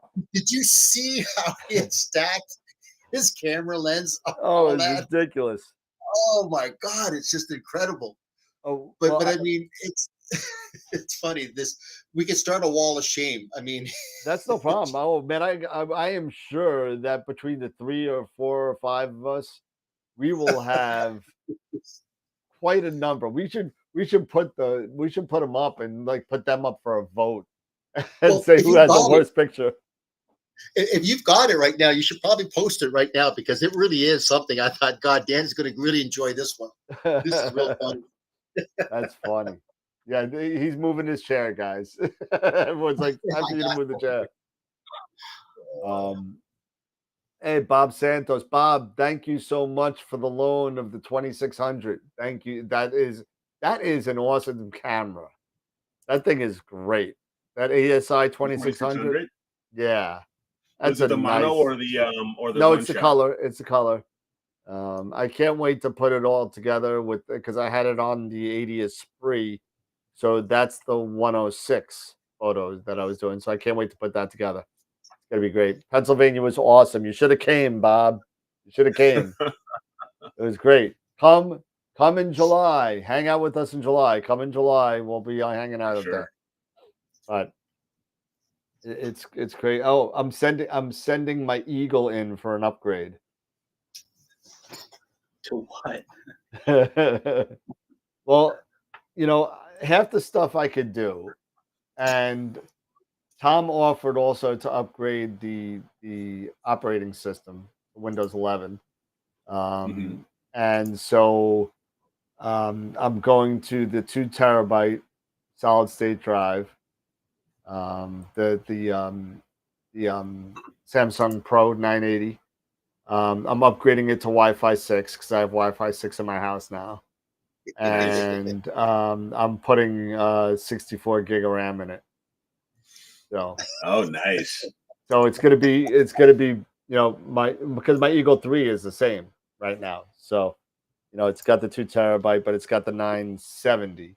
But it's gonna boot up in like 3 seconds. It's gonna boot up. It'll be great. Right. But so I'm gonna send it to Tom, and he's gonna load up everything with a new image and everything. So I'm sending him the parts, and he said he'll put it in for me. So okay. Yeah. Oh. But it's gonna be fun. It's gonna be fun. So now I'll have. So I got so my 9 1/4 I think is coming in this week. Mm-hmm. So I got to figure out how I'm gonna what's the net, how I'm going to do the focusing. I still don't know if I want to do a EAF on that thing. I really don't know if I want to do that on a Schmidt. It seems to work. Honestly, it seems to work really well.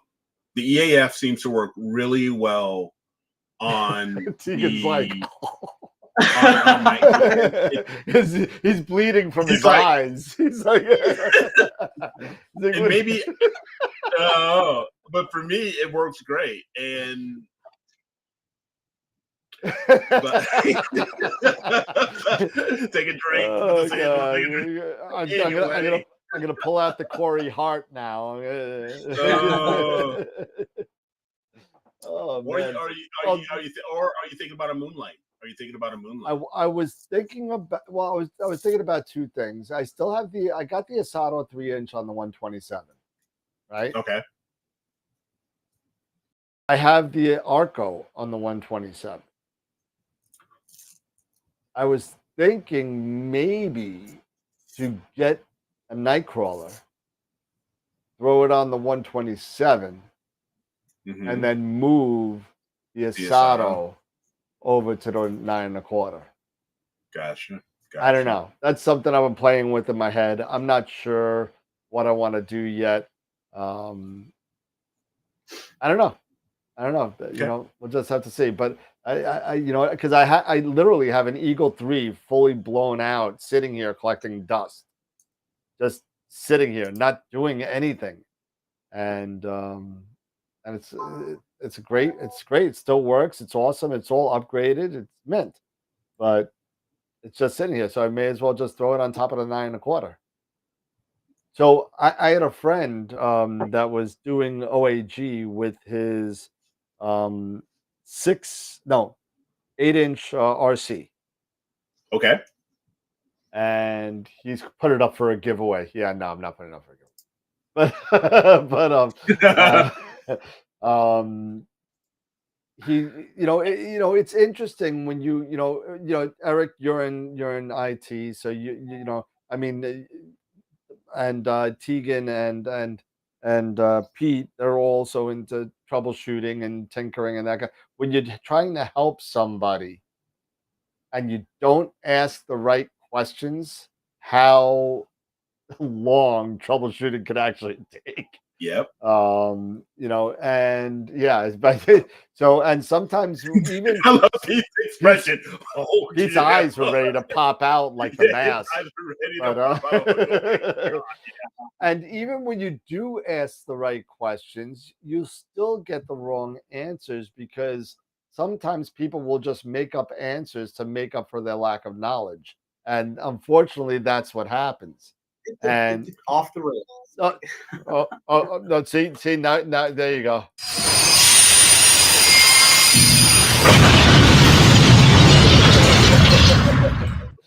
So yeah, the whole thing is that I was helping a gentleman with his RC, and he's like, "Oh well, I'm having a problem with my I can't get a guide star, and I can't do everything, blah blah blah, and all this kind of stuff. It works great with my L Pro, but it doesn't work well with my L Extreme." I said, "Well, okay." Oh. Yeah. So I said, "Well, okay. Well, where's your filter?" "Oh, it's in front of the camera." "Okay. Show me a picture," because we went back and forth on it. I said, first thing I said was, of course, well, check your exposure time on PhD2 guiding, check all this kind of stuff and whatever. Because he didn't tell me about the Elk Stream until later. So it works great, my L Pro, he said. Turns out the gentleman has the filter in front of his off-axis guider. So he's only letting 2 band passes of light through to the guide cam. So I pointed him in the right direction. I told him to get a filter slider and just have a day. But it was just it was over days of emailing. It wasn't even a vocal conversation. And until he sent me the picture and I saw the filter, he literally had the camera, a couple of spacers, the off-axis guider, another spacer, and then the L Extreme at the end. And I'm like, dude, what are you doing? So, but you know, but these are the mistakes that people make, and they're common. They're literally more common than not. That people just kind of put things together and don't kind of, you know, RTFM. You know, nobody does it. Yeah, I don't. I was You working know? with this. I was working with this gentleman. He couldn't get his Nexstar 8SC to work. For several weeks. He's like, nothing. I can't see anything. Turns out he was like 7 inches away from the eyepiece, trying to look through the eyepiece. It's awesome. And yeah, I mean, if I'm outside, with my if Nexstar 8SC, you're doing some visual stuff at the moon, and people are on a walk and want to look through the scope, they're like, how do I do it? Like, it's very common to not know how to look through an eyepiece. Oh, yeah. People don't know to put your eye up to it. Yeah. So Dan, to your point, there's these, and I would never know to ask, like, is your eye up to the eyepiece? Until you actually saw. Exactly. And it's hard to bring. As a tech support advisor, sometimes it's hard to bring yourself back to that position where you are a complete novice. Yeah, absolutely. And ask the appropriate questions in that way. Yeah, and the funny, like, and TV and the internet doesn't help, because I was watching an episode of Supernatural. For those of you that are Supernatural fans out there, I'm a big one. But there was one where they were on UFO highway, right? So they're there, and there's a bunch of people with telescopes there, and it just caught me. It caught me. They were sweeping the camera. It just caught me, and I'm looking, and I was like, "That's not right." And I look at it, and I paused it. I put it on Facebook. There is a couple looking at the telescope. It's a reflecting telescope, so the hollow tube, the whole thing, and they're looking into the hollow tube, and the eyepiece is over here. I'm like, the eyepiece is all the way over here, and they're looking in they're holding it. I'm like, oh my god, it's ridiculous. It was like, and it doesn't help, and that's why what I put on the front page of the website is, what do you believe? What do you understand? Where do you go when you got nowhere to turn? You got to go to people like us. Like, we got 9 people on this panel that could get the information of stuff that you may need or may not.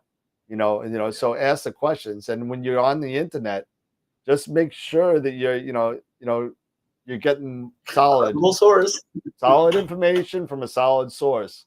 And sometimes it's a lot, if you search hard enough on the internet, you'll find the exactly opposite of what you're looking for. So just be careful. That's all I'm saying. Hey, Dan, you got a question here from Cap. It says he was asking, Dan, can you do the Asato OAG filter wheel and still be within the 146 millimeter back focus? The Asato. Okay, well, which filter wheel? Which OAG? I mean, there's a lot of parts in there. The Asato, I can tell you what the back focus is on, but depending on which one you have, because the 2-inch, the 3-inch, the low profile, the low profile is thin as hell. So if you give me a little bit more information on that, but I'm sure that there'll be enough space for the 146. But give me some more information on the rig, because without that, I can't give you that, because the back spacing of a Celestron OAG is going to be different from a Sagitted, different from a Monster Moag or a ZWO. So it's going to be different for every single one, and even down to the point of different OAGs, filter wheels, and focusers. Even if it's the Asato, there's 4 different types of Asatos. Oh, you're asking what I would do on mine? Well, on the 9 1/4. When you 9 1/4. So I would probably get the Monster Moag OAG. You get or the Sagitta that's Optech, right? Optech. Yeah, that's Optech. Yeah, that's Optech. So I'd probably get one of those two. They both have 12 or 12.5 millimeter prisms on it, depending on which one you get. The Asato and the Arco, if I remember right, the Asato is the Arco is 17.5. So I want to say it's about 60 millimeters, and that's a guess off the top of my head. So, and then plus the Sagitta is what, 21? No, Sagitta thickness is 31.75 millimeters. 31. Inch and a quarter. 31. Okay. So 31. So that's 91. So that still leaves you 50 millimeters for the filter wheel. So because I do know on the 2-inch Asato, it's 67 millimeters racked in. It's got 50 millimeters of travel. So the halfway point is going to be 74.5 millimeters. Yep. Do we lose Tegan? Just for a second, yeah. Okay. Let's see.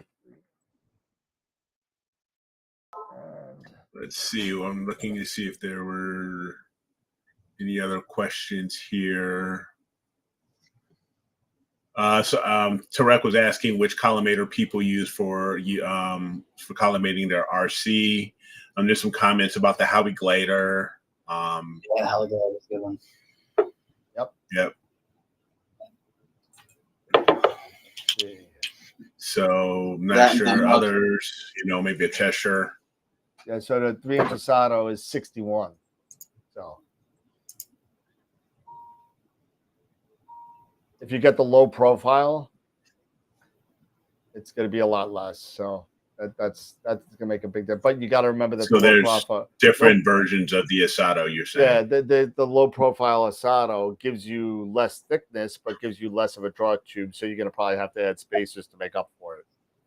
Exactly. So the low profile is nice because it's thin, but your back focus may have to be extended depending on the flange that you get. Because sometimes if they make them correctly and you don't have to go through precise parts and wait 4 to 6 weeks, if Prima Luce makes the flange for your telescope, then that will help make up the back focus on it, because they actually did a really good job measuring the flanges to make sure that you get right in the middle of your critical focus zone for that focuser. So yeah, it's a shame what happened to Howie, because Howie made a great laser collimator. Oh yeah. I mean, the 635 nanometer. Yep. I mean, it's 2-inch. Yep. And then you've got the different little adapters that you can put on to get the pattern that you need. Yep. You got the concentric circles or the grid or whatever you need. And he was such a gentleman. Yep. Great gentleman. I met Howie a number of times. I was at his house right before he died and right after he died. And I mean, it's amazing. If you've ever been to his house, it's amazing how he did all this stuff. His house was not big. I mean, it was a small city apartment, and he had his machinery and everything in one little room, and he had a storage facility where he kept all of his stuff.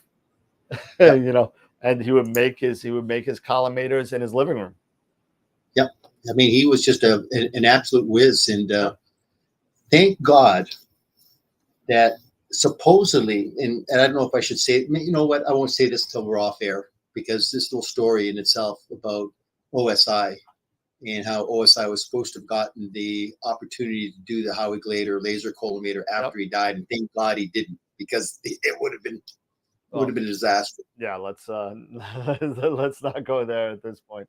But it was Starlight. Farpoint took him over, or Starlight? Starlight Instruments. Starlight. So Starlight ended up Wayne Shorter ended up getting it and basically building it. And it's just unfortunate now, because I mean, since Wayne has left back in October, I mean, right now, God, I mean, I love Starlight Instruments. I love their focusers. Their lead times now are anywhere from 9 months. Starlight? What happened? Oh yeah, Wayne left Starlight back in October. A while ago. Yeah. Again, I'm not in the tech support. Holy cow. Oh, I didn't sorry. That's Where's he at now? What's he doing? Nobody knows. He's basically running another company, but he was just Freelancing. getting burned out because there's so much pressure on him. It was taking its toll on his body. He wasn't spending any time with his family and his children, and he literally told the owner, because everybody thought that Wayne owned it. Wayne didn't really own it. What happened is he was basically the managing partner of it. It was owned by a lady and her husband, and Wayne literally was the face of Starlight Instruments. So everybody knew Wayne. So if you ever needed anything, Wayne was the go-to guy to go to. But unfortunately, what happened is he wasn't spending any time with his family. It was taking its toll on his body. And literally, he just said, look, I just need a break. I need a 45-day break. And from what I understand, this is just hearsay. The lady who owns it now said, look, if you don't get your butt back in here, you're out of here. And he just said, fine, I'm gone. And he literally just said, that's it. My health is more important than anything else. Yep. So it's a shame, because now we've got a 9-month, 12-month lead time for Starlight Instruments focusers. Wow. Crazy. Wow. Well, crazy. Now you're gonna have to go to Bob over at Moonlight, and or you go to Optic. Go to Optic, I tell you. Or exactly. Once again, Isato. You go to Primalucci. I mean, you've got choices now. There are choices. I mean, I love my Isato, and I gotta tell you, the version 3, even though it's not a Nightcrawler, the version 3 of the Moonlight with the USB hub worked great at Cherry Springs, man. Worked awesome. I don't know what you guys are talking about. The stock Quattro is just. Yep. There you go. Yeah, you and your coma corrector. Yeah, you just. It was fine, and then something happened, and now it's not. So. Yeah. I cried. Hey. Yeah, there you go. That's why I got the 533. Nice, it's square now. And now you can make square. It doesn't matter that it's square, though, Dan. It doesn't matter. It matters to me. Just get really good at mosaics. I like my rectangle kind of thing. I'm just saying. Just get really good at mosaics, and you can start doing side by side. It'll be nice and rectangular. See, nobody makes a square camera. Nobody makes a square Steam Deck. Nobody makes a square keyboard. You're a square, Dan. I'm totally square. Whoops.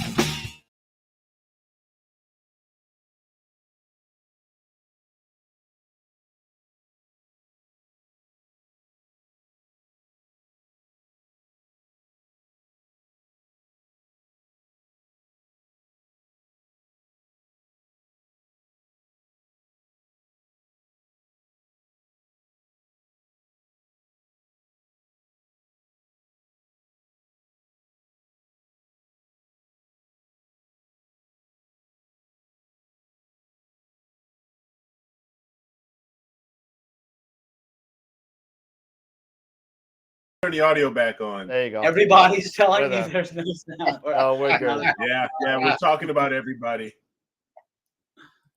I'm gonna drop the F-bomb right now.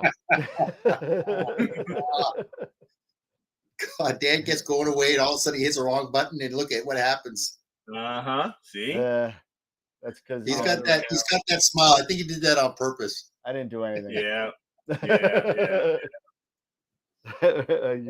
We're back. Spin the. Oh, what time is it? It's. Oh, there we go. It's 10:30. There we go. The first spin the wheel. Let's do it. There you go. Let's do the wheel. All right, wheel time. Before we do the wheel, I got a question. Can I see some of the photographs? Because I haven't seen any of the photographs that have been entered for the drawing. Yeah, I want to do that too. I like critiquing those. Yeah. Okay, so what do you want to do first?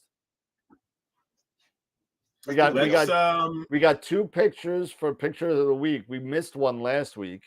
So we have 2 people that need to be revealed for picture of the week in a row. Okay, let's do the wheel first, and then we'll do picture of the week after. Yeah. And let me grab it real quick. People are waiting for the wheel. Yeah. Here we go. This is it, baby. All right. So this is gonna be a different looking wheel. This is going to be for the Adobe giveaway that was donated to us by Jerry Valdez. Thanks, Jerry, for that. Terrific. Thank you. Yeah, absolutely. Yes, so for it's sure. a 1-year Adobe subscription for Creative Cloud, Lightroom, and Photoshop, and that retails at about, I believe, $120 a year. So, so this is for that. So let's see who. Going away this time. What's that? Oh, I'm just guessing. I always guess. Hey, here we go.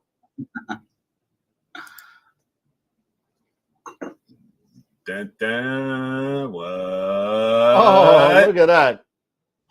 Jay Polanco. Jay! There you go, Jay. Whoa! Congratulations. There you go.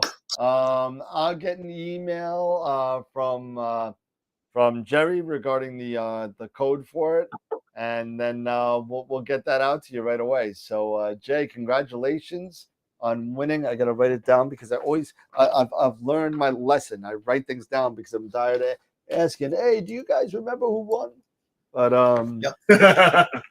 Yep. So shout out to Jerry. Jerry, thank you for this donation. Absolutely, thank you so much, Jerry.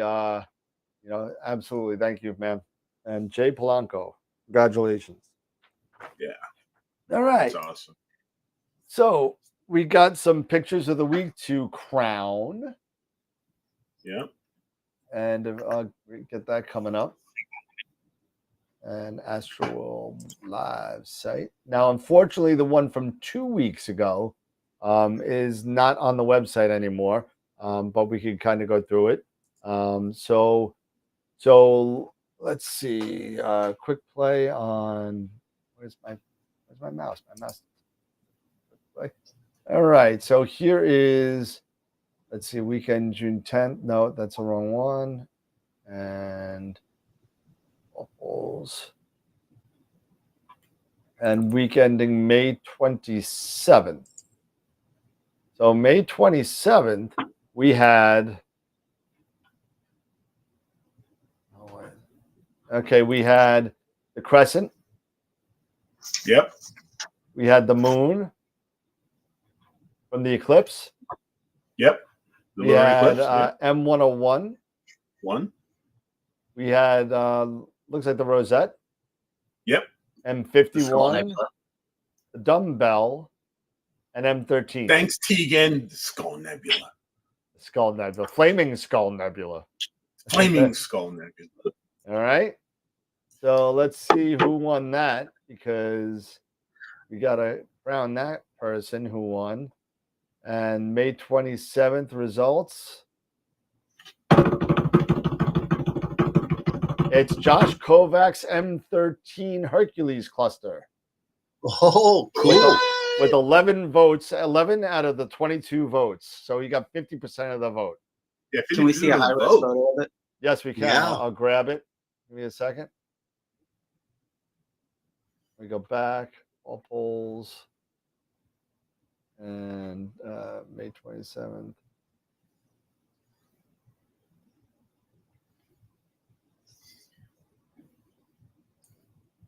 There it is. I like the shells on the dumbbell. That's pretty cool. That's nice. And where is it? It is.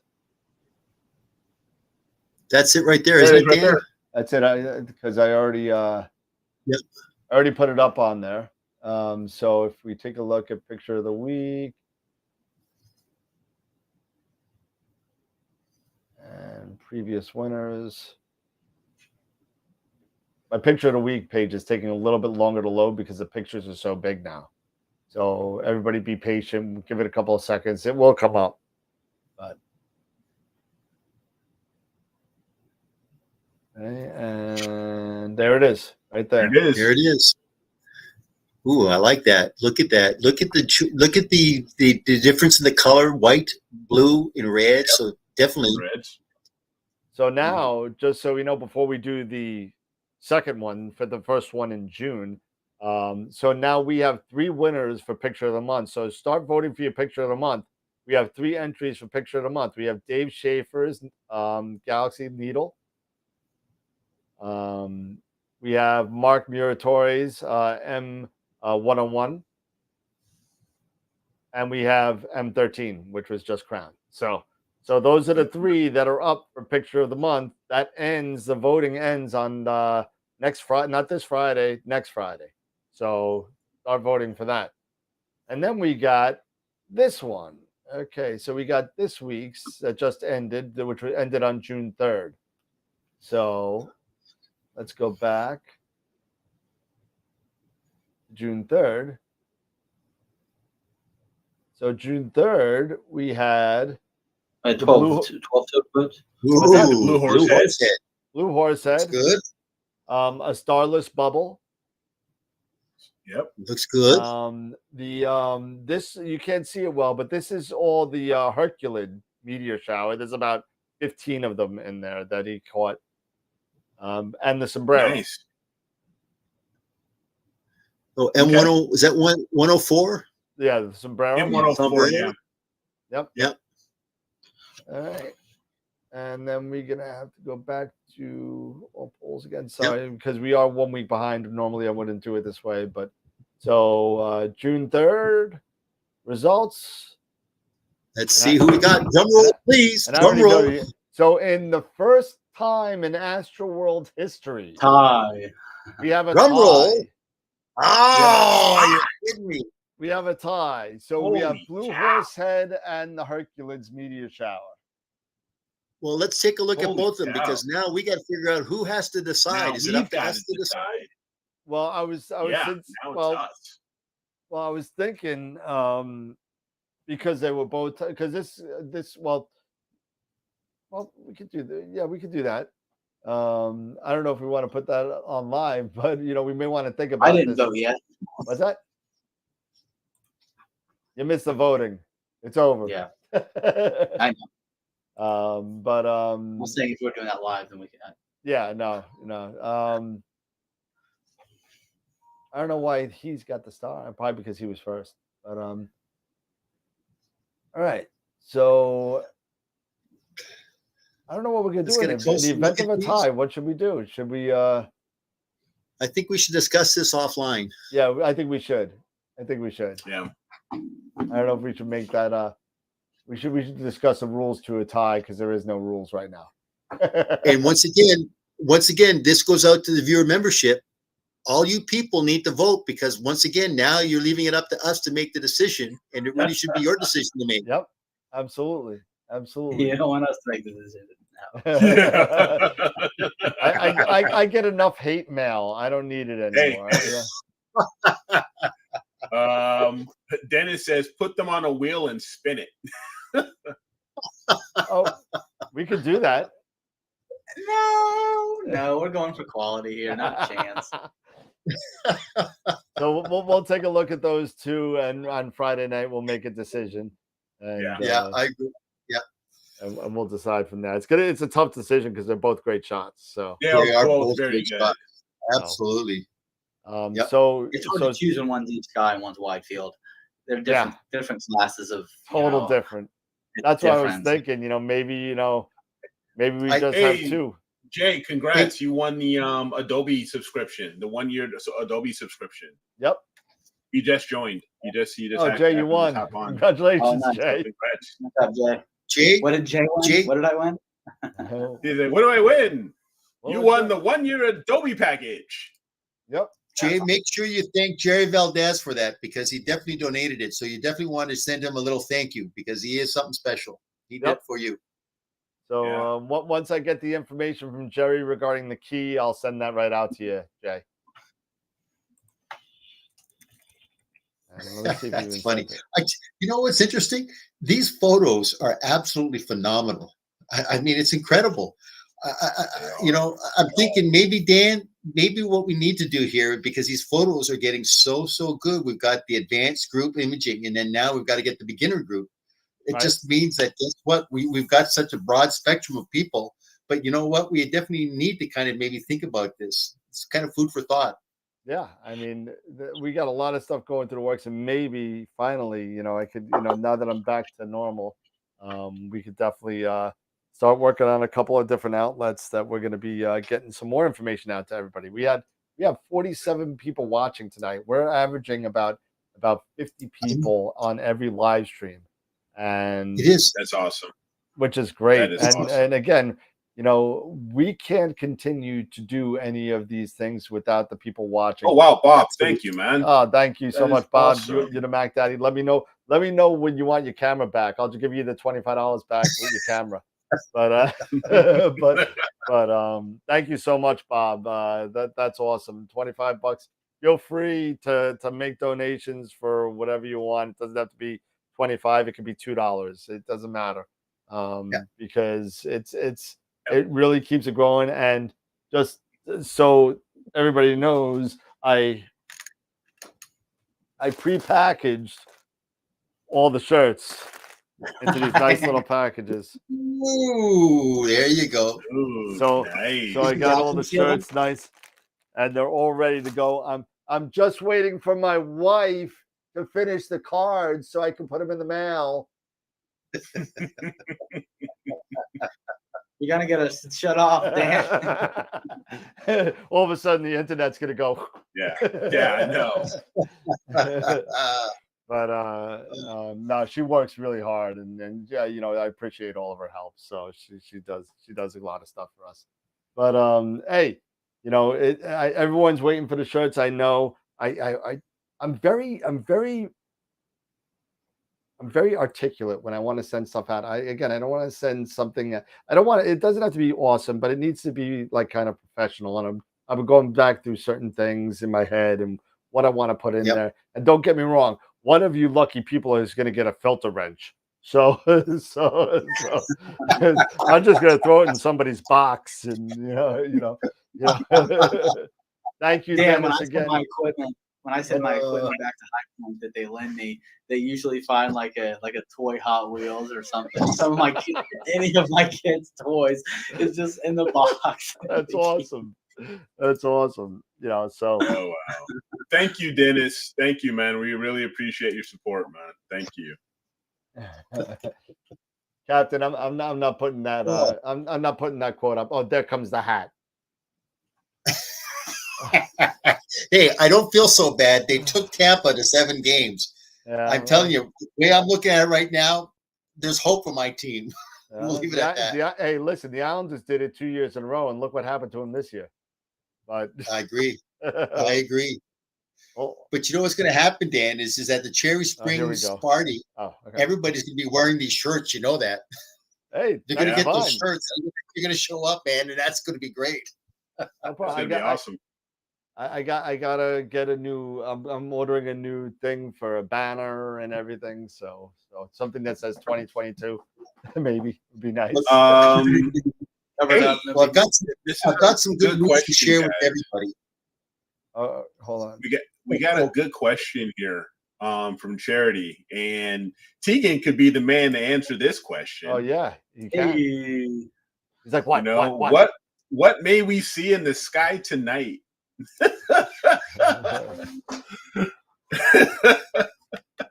Well, my battery's running dead. Hang on.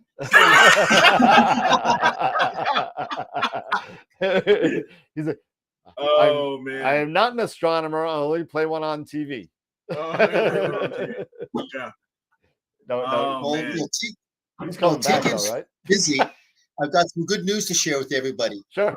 I reached out to Charles Bracken. Charles Bracken and Max Whitby want to be on the show. And so, Dan, you got the email. So what we need to do is just reach out to them. They both want to get on the show. And we're also going to maybe have Christian on that same show. Yeah, it's going to be a threesome. It's going to be a threesome, yeah. Nice. So that'll be awesome. And just so everybody knows, I got him back. Thank God you mentioned his name. I got them back. Oh, you did? Oh, cool. I got them back, and they're autographed.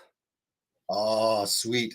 Okay, so these are giveaways. All 3 are autographed. And they're 3 different giveaways. They'll be given away 3 different times. So go check out the website and sign up for the Charles Bracken autograph book giveaways. So that's that. So I guess I'll address Charity's question now that I'm powered and ready to call.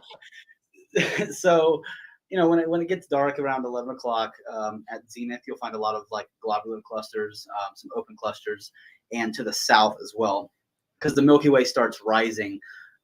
I would say around a good 11, but it's still kind of low at that point. So a good time to start viewing or imaging objects in the Milky Way, I would say it's like anywhere from 12:30 to 1:30 in the morning, until the month's kind of till July or August, and then there's a slew of different nebula, obviously, within the Milky Way. But yeah, galaxy season is finally over for us light pollution livers, and we don't need to. We can rely on narrowband, to shoot those beautiful emission nebula which lie in the Milky Way. But the planets, oh yeah, those are visible later on, early in the morning, anywhere I think from before 2 hours before sunrise to just like 30 minutes before sunrise. I think you can catch Mercury till the end of the month, right before. But you should be able to see Mercury, Venus, Jupiter, and Saturn, and Mars stretching across the ecliptic around I would say 4 or 5 a.m. Yep. Yeah, we saw it from Cherry Springs. Venus was just popping up from behind the trees, followed by Mars, Saturn, Jupiter. Yeah. I make a video every month for what's in the sky for Hunt Scientific. So if you're interested, I always talk about the moon and the planets and some prominent deep sky objects that per month to look at or to photograph. Those are fun to make. I like those. Yeah, those are great videos, and it's good. Thank you, David, again. $20 from David. Thank you so much. You guys are great. That's like $60 tonight, so that's nice. So thank you. So we really appreciate it, guys, because in the end, it's all going to go back either into the show, which in turn comes back to you. So thank you. Yep, and hopefully better giveaways next year. It's just going. All this money is just going in the kitty. That's it. Yeah. Buying shirts and which are paid for already, and everything else is extra. Hopefully by the end of the year, maybe we could have a nice giveaway. And basically that's what I'm planning on doing with the money. Just doing a deal. Maybe we give away a red cat or something. I don't know, whatever. Yeah. Yeah, that would be nice. If we give away a 71 and get that kind of money, that's an AM5. But so we need a lot more donations to do an AM5. Yeah, AM5. Yeah. But to your point, there's a lot of stuff going on right now, especially since galaxy season is over. And you've seen some pictures from the images of the week that are out there, even from Dan. You've got M8 that's out now, M20. You've got Row that's coming in, which is going to be great from now until probably August timeframe. You've got coming up, you've got a lot of cool dark nebulae. If you're interested in dark nebulae, they're going to be coming back. The Shrun's going to come back next month, or even now you should be able to catch it. There's the Blue Horsehead. There's just so many there's so much great stuff coming out right now that galaxy season is kind of over, and you got the emission nebulae coming back. The Milky Way, is rising. So there's a lot of cool stuff that's out there right now, and we just got to get out there, and hopefully we can get people to stop. I wouldn't say stop buying stuff, because I buy stuff too. So, but we gotta get rid of these clouds, man. We gotta slow down the clouds. It's horrible, and I know that we spoke about this once before regarding the Redbubble site and the donation that we're going to be making to an astronomy club, right? So I was thinking, well, shouldn't we start by giving our first donation maybe to the clubs of the people that actually help donate and support the channel. And I was thinking about that. So for those of you that want to be in the first donation batch, we'll spin the wheel. Respond to my email or send me an email with the name of your local club or a club that you want to donate to. and then we'll make a donation from AstroWorld to one of our astronomy clubs. What do you think about that? I think that's awesome. You know, I think that's not a bad idea, man. I think that's not a bad idea. I think we're about at the point that we should be making a donation now, because we've had a number of people, including yourself, Eric, and myself, that we're at the point where we can make a non-embarrassing donation. So, so nice. That's going to be good. The Bob Santos. Donate to the Bob Santos Lonely Man Astronomy Club. Oh man, that's great, Bob. So that being said, just send me an email with your local astronomy club or an astronomy club that you want to be considered to be donated to, and we'll throw it in the wheel, and we'll do the same thing. We'll spin the wheel, and we'll make that donation to that astronomy club. Yeah. Just a way to give back. Absolutely. I donated one of my Dobsonians to the Denver Astronomical Society because I couldn't take it home. It was too big to fit in the trailer. Nice. So hopefully someone's enjoying a nice 14-inch. Oh my goodness. Wow. Good for you. Well, it was weathered. So lots of snow on that particle board is not great. No. I'm putting people are asking for my email. That's my email. It's in the chat. Feel free to hit me up anywhere. So Tarek wants that 14-inch Dob. He just wants it shipped to the UAE. So it was great for viewing. You know, we don't really talk about too much visual astronomy on here. No, we don't. But, we don't. It's, you know, typically I find, you know, people are visual astronomers or they're astrophotographers. I find very few kind of metal do both. Visual astronomy has its, you know, perks 100%, especially in dark skies, because when you're viewing it live and you have a big aperture and you start seeing things in color, you know, 14 to 18 to 22-inch apertures, and you know, you see the Orion Nebula in color, or you know, the Ring Nebula, or you know, some of these brighter planetary nebula in color. It's absolutely spectacular, and it's not an experience that you can achieve from imaging. It's different, and it's real, and it's live, and there's something for me. I love visual astronomy, and the 14-inch Dobsonian is definitely the way to go if you want to go for some seriously awesome visual views. Yeah, I can't. You know, I mean, I don't do as nearly as much visual as I used to. You know, when I used to go to Cherry Springs before COVID, I would bring my 8-inch Schmidt for astrophotography, and my 18-inch Obsession for visual. And what I would do is I would let that thing run, let the 8-inch run. I was doing the Herschel 400. For those of you who don't know what the Herschel 400 is, it's a visual observing program from the Astronomical League, which I've never finished and probably never will, because I just don't live in dark enough skies to do it. It's very dim objects and small objects in the sky that require a somewhat larger aperture in darker skies to kind of do. So it's 400 objects that Herschel found and made it just like your Messier catalog and your Caldwell catalog or whatever else is out there.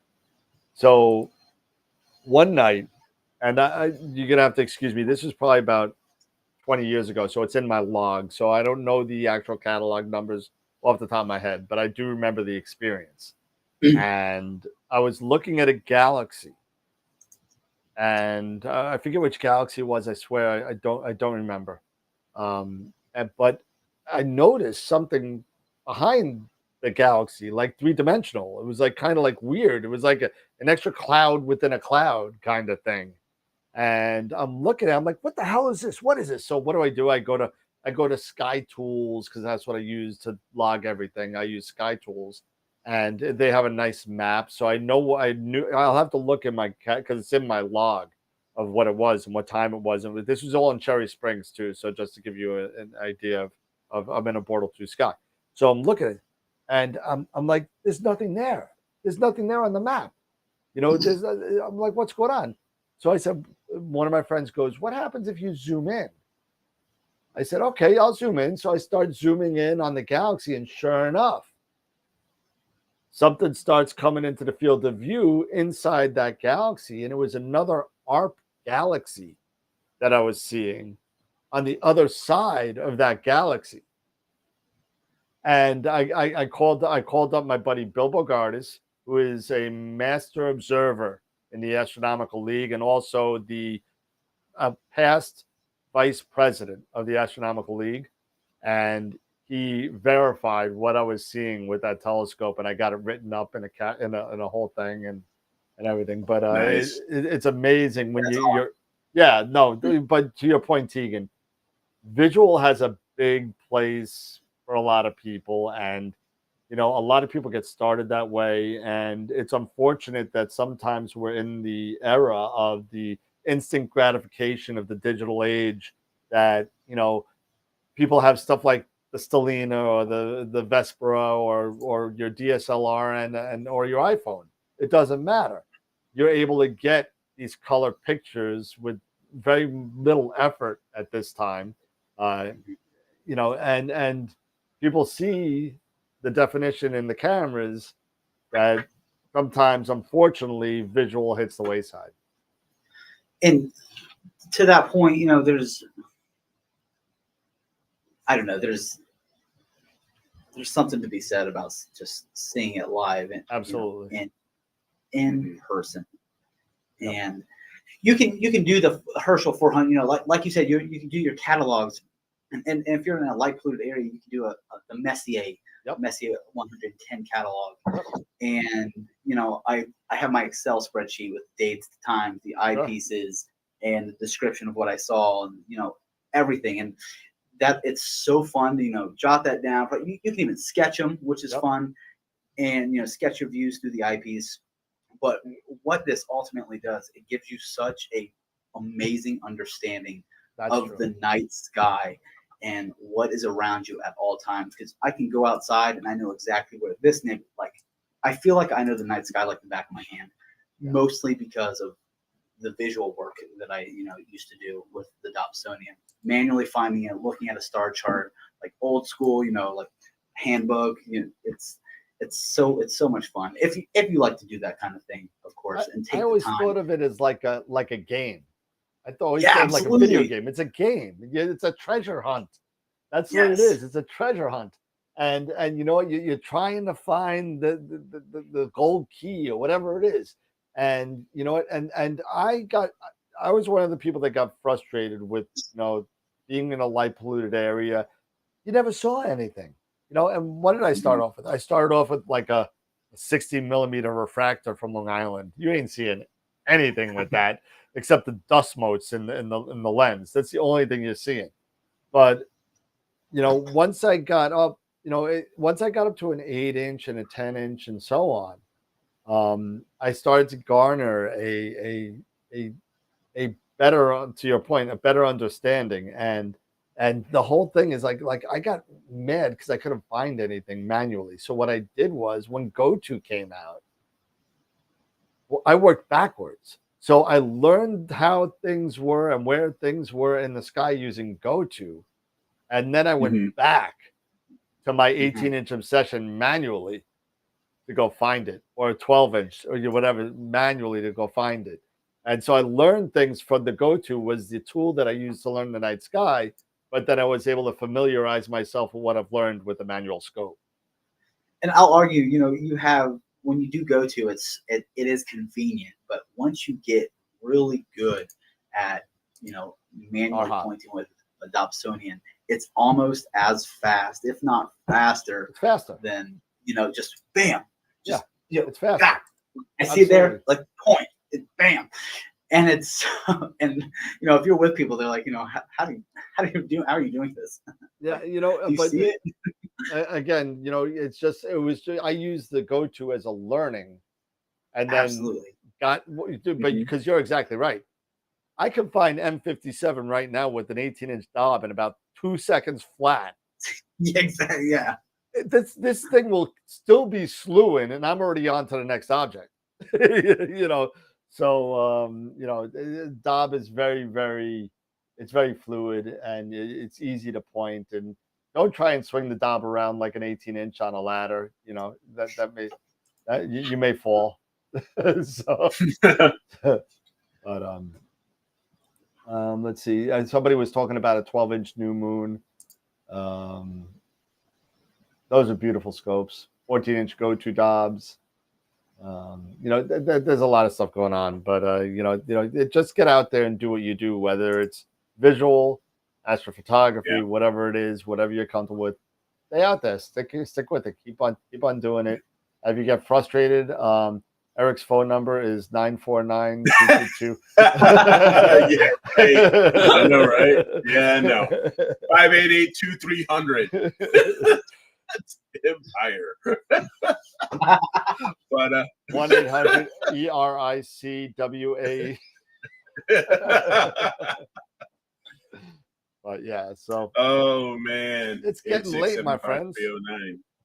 But no, but as far as, you know, visual, I still get out there with my 8SE, because the 8SE is a great little, you know, did it last night. Yeah. The moon. You know, and I still enjoy getting out there and just taking it out there with its alt-az mount, you know, and just going around and using my eyepieces every once in a while, because you can't. You're right. Sometimes it does, you know, AP is fantastic, and you write about the instant gratification and stuff like that. But sometimes just getting out there with eyepieces, and for me, having the opportunity to spend time, like say they don't do it now because they're getting older and they're getting grouchier.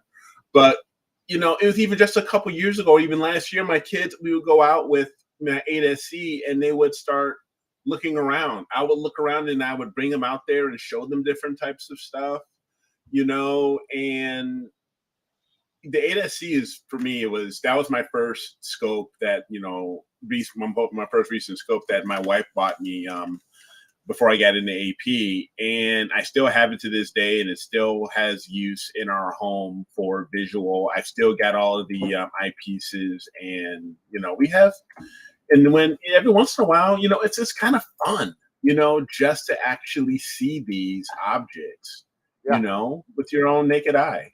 So especially the planets. Yep. Doing planetary visual work is planetary and lunar. People, oh man, I still love watching, you know, looking at the moon. People see the rings or in the craters. They're like, "Am I really actually looking at this right now?" It blows people away.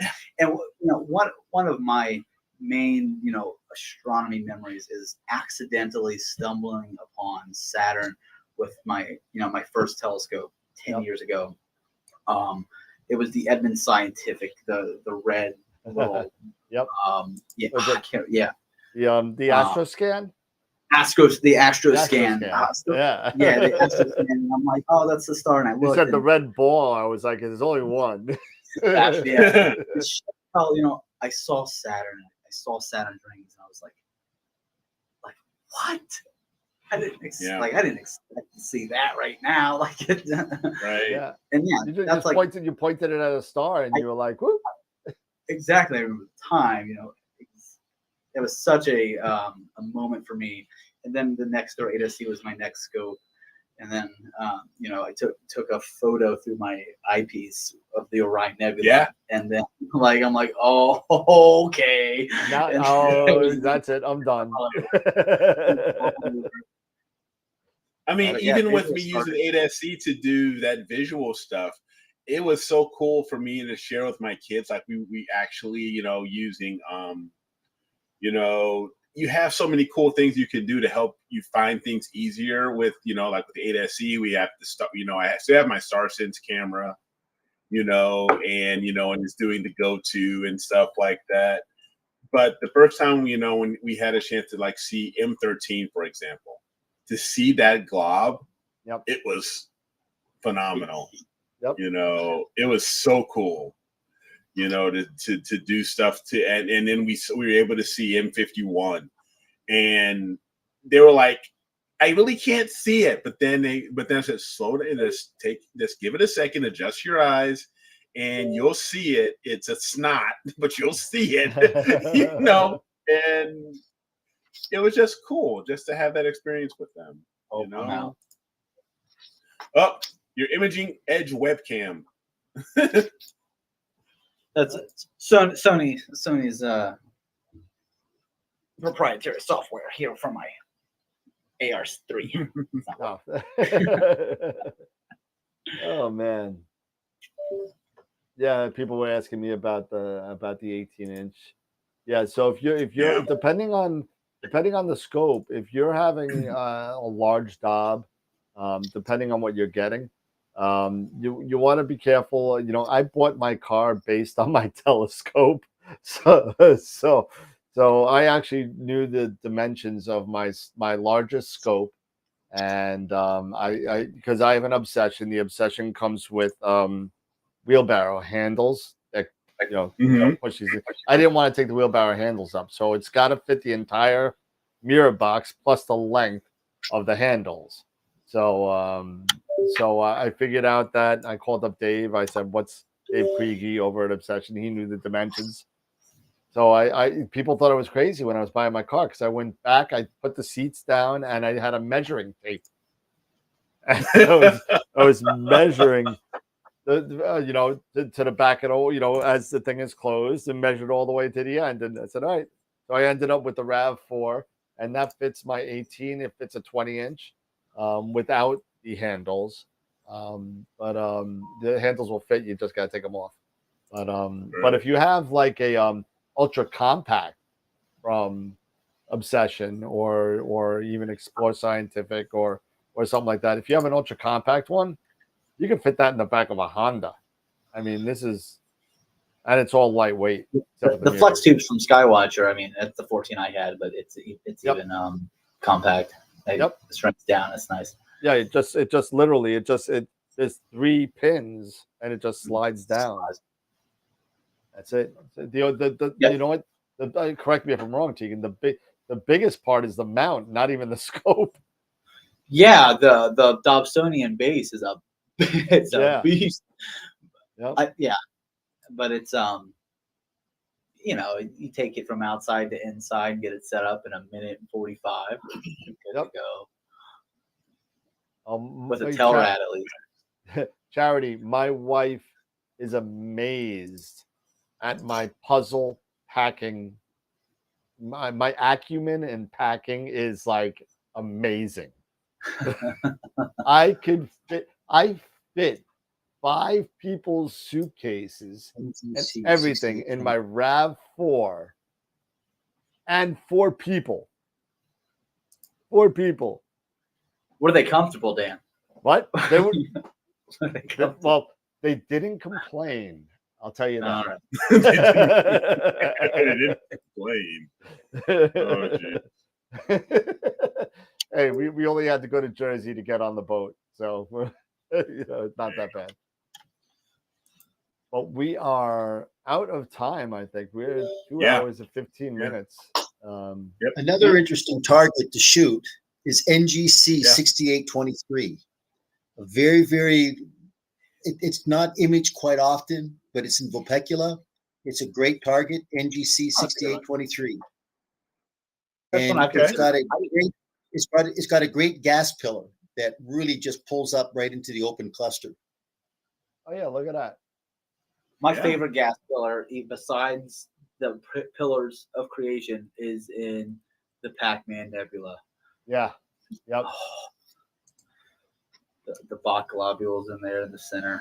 Yeah, that's gonna be. I got a couple of targets now that I'm not. I made myself a promise. I am not changing my rig this year. I'm not making any changes to focusers, flatteners, whatever. I'm not making at least to the refractor parts. I'm not making any changes. The 9 1/4 I still got to put together, so that's not included. I'm not. Last year I went through change upon change upon change, and I never got any imaging done. This year everything's staying together. I'm just doing all the time I could do in the sky. That's it. I plan on getting my imaging rig up and working this year. Yeah. Yep. All right, everybody. Well, that's about it. I think everyone's getting a little tired, including myself. It's a little over 2 hours. Yeah, people are hopping off and stuff like that. And we're down to 24. So from a peak of I think 47. But thank you for everybody for coming down. I wear my sunglasses at night. Oh, sorry. Yeah, for those everybody's getting off, and heading out. So sleep well. Is that a Goonies thing? Is that Goonies or Pirates of the Caribbean? No, this is no. That's Eric. This is the Princess Bride. Oh, Princess Bride. That's all right. Okay, my bad. So I was watching Toy Story the other day, and I with my kids, in Rex, the dinosaurs, the voice actor on there, and I showed him that scene of Princess Bride where he's switching the poison around, it's going back and forth with the poison, and I'm like, Charlie, he's 5. I'm like, do you recognize his voice? And he's like, oh my God, it's the same guy. That's awesome. That's awesome. All right, everybody. So just don't forget, next week we have Adrian Bradley doing Nightscapes this Wednesday. Congratulations to Jay. I literally just got the email from Jerry. Jerry sent me the code for your. Just make sure you don't share with anybody. It only gets used once. So just make sure that you never share it with anybody else. And then next week we got Adrian, then we got Ron, and then we got Kurt Lanes and Randall, and it's gonna be a great couple of shows coming up. So don't forget to vote for your picture of the month. We only got about 9 days. Rip curds are the book. Ooh, all right. We got 9 days left to vote for your picture of the month. Get your votes in. Get your pictures in. More pictures, more votes. More pictures, more votes. Please. It's great. It's all about the community. So let's just get all those. You guys and girls, all those pictures are awesome. They're great. Keep them coming.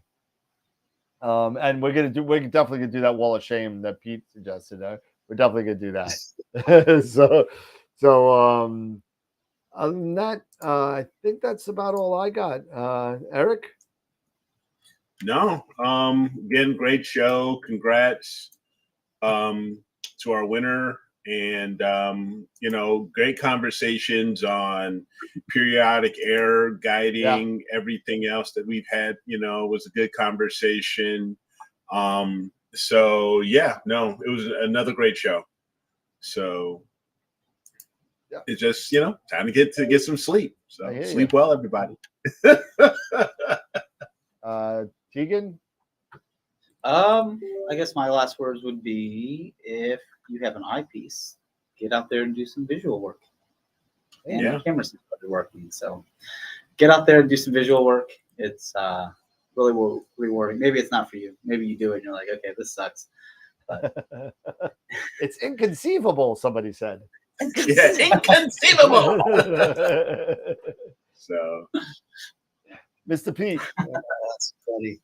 No, just another great show. And, thanks to Jerry, and a shout out to Dr. Paul Abbott, who came on, and to Chris, and everybody who'd actually come out. I mean, 47 viewers. I mean, we can't beat that. It looks like we're definitely starting to kind of grow. And thank you to everybody that actually donated, because it's a warm thank you, because it is a lot of fun to do this show. And as I said, it's great to be part of the group. And Dan, it's a tribute to you as being the hub that kind of the spokes all come to you. So it's a testament to you as well. And thanks, Eric, and thanks, Tegan. Always a pleasure.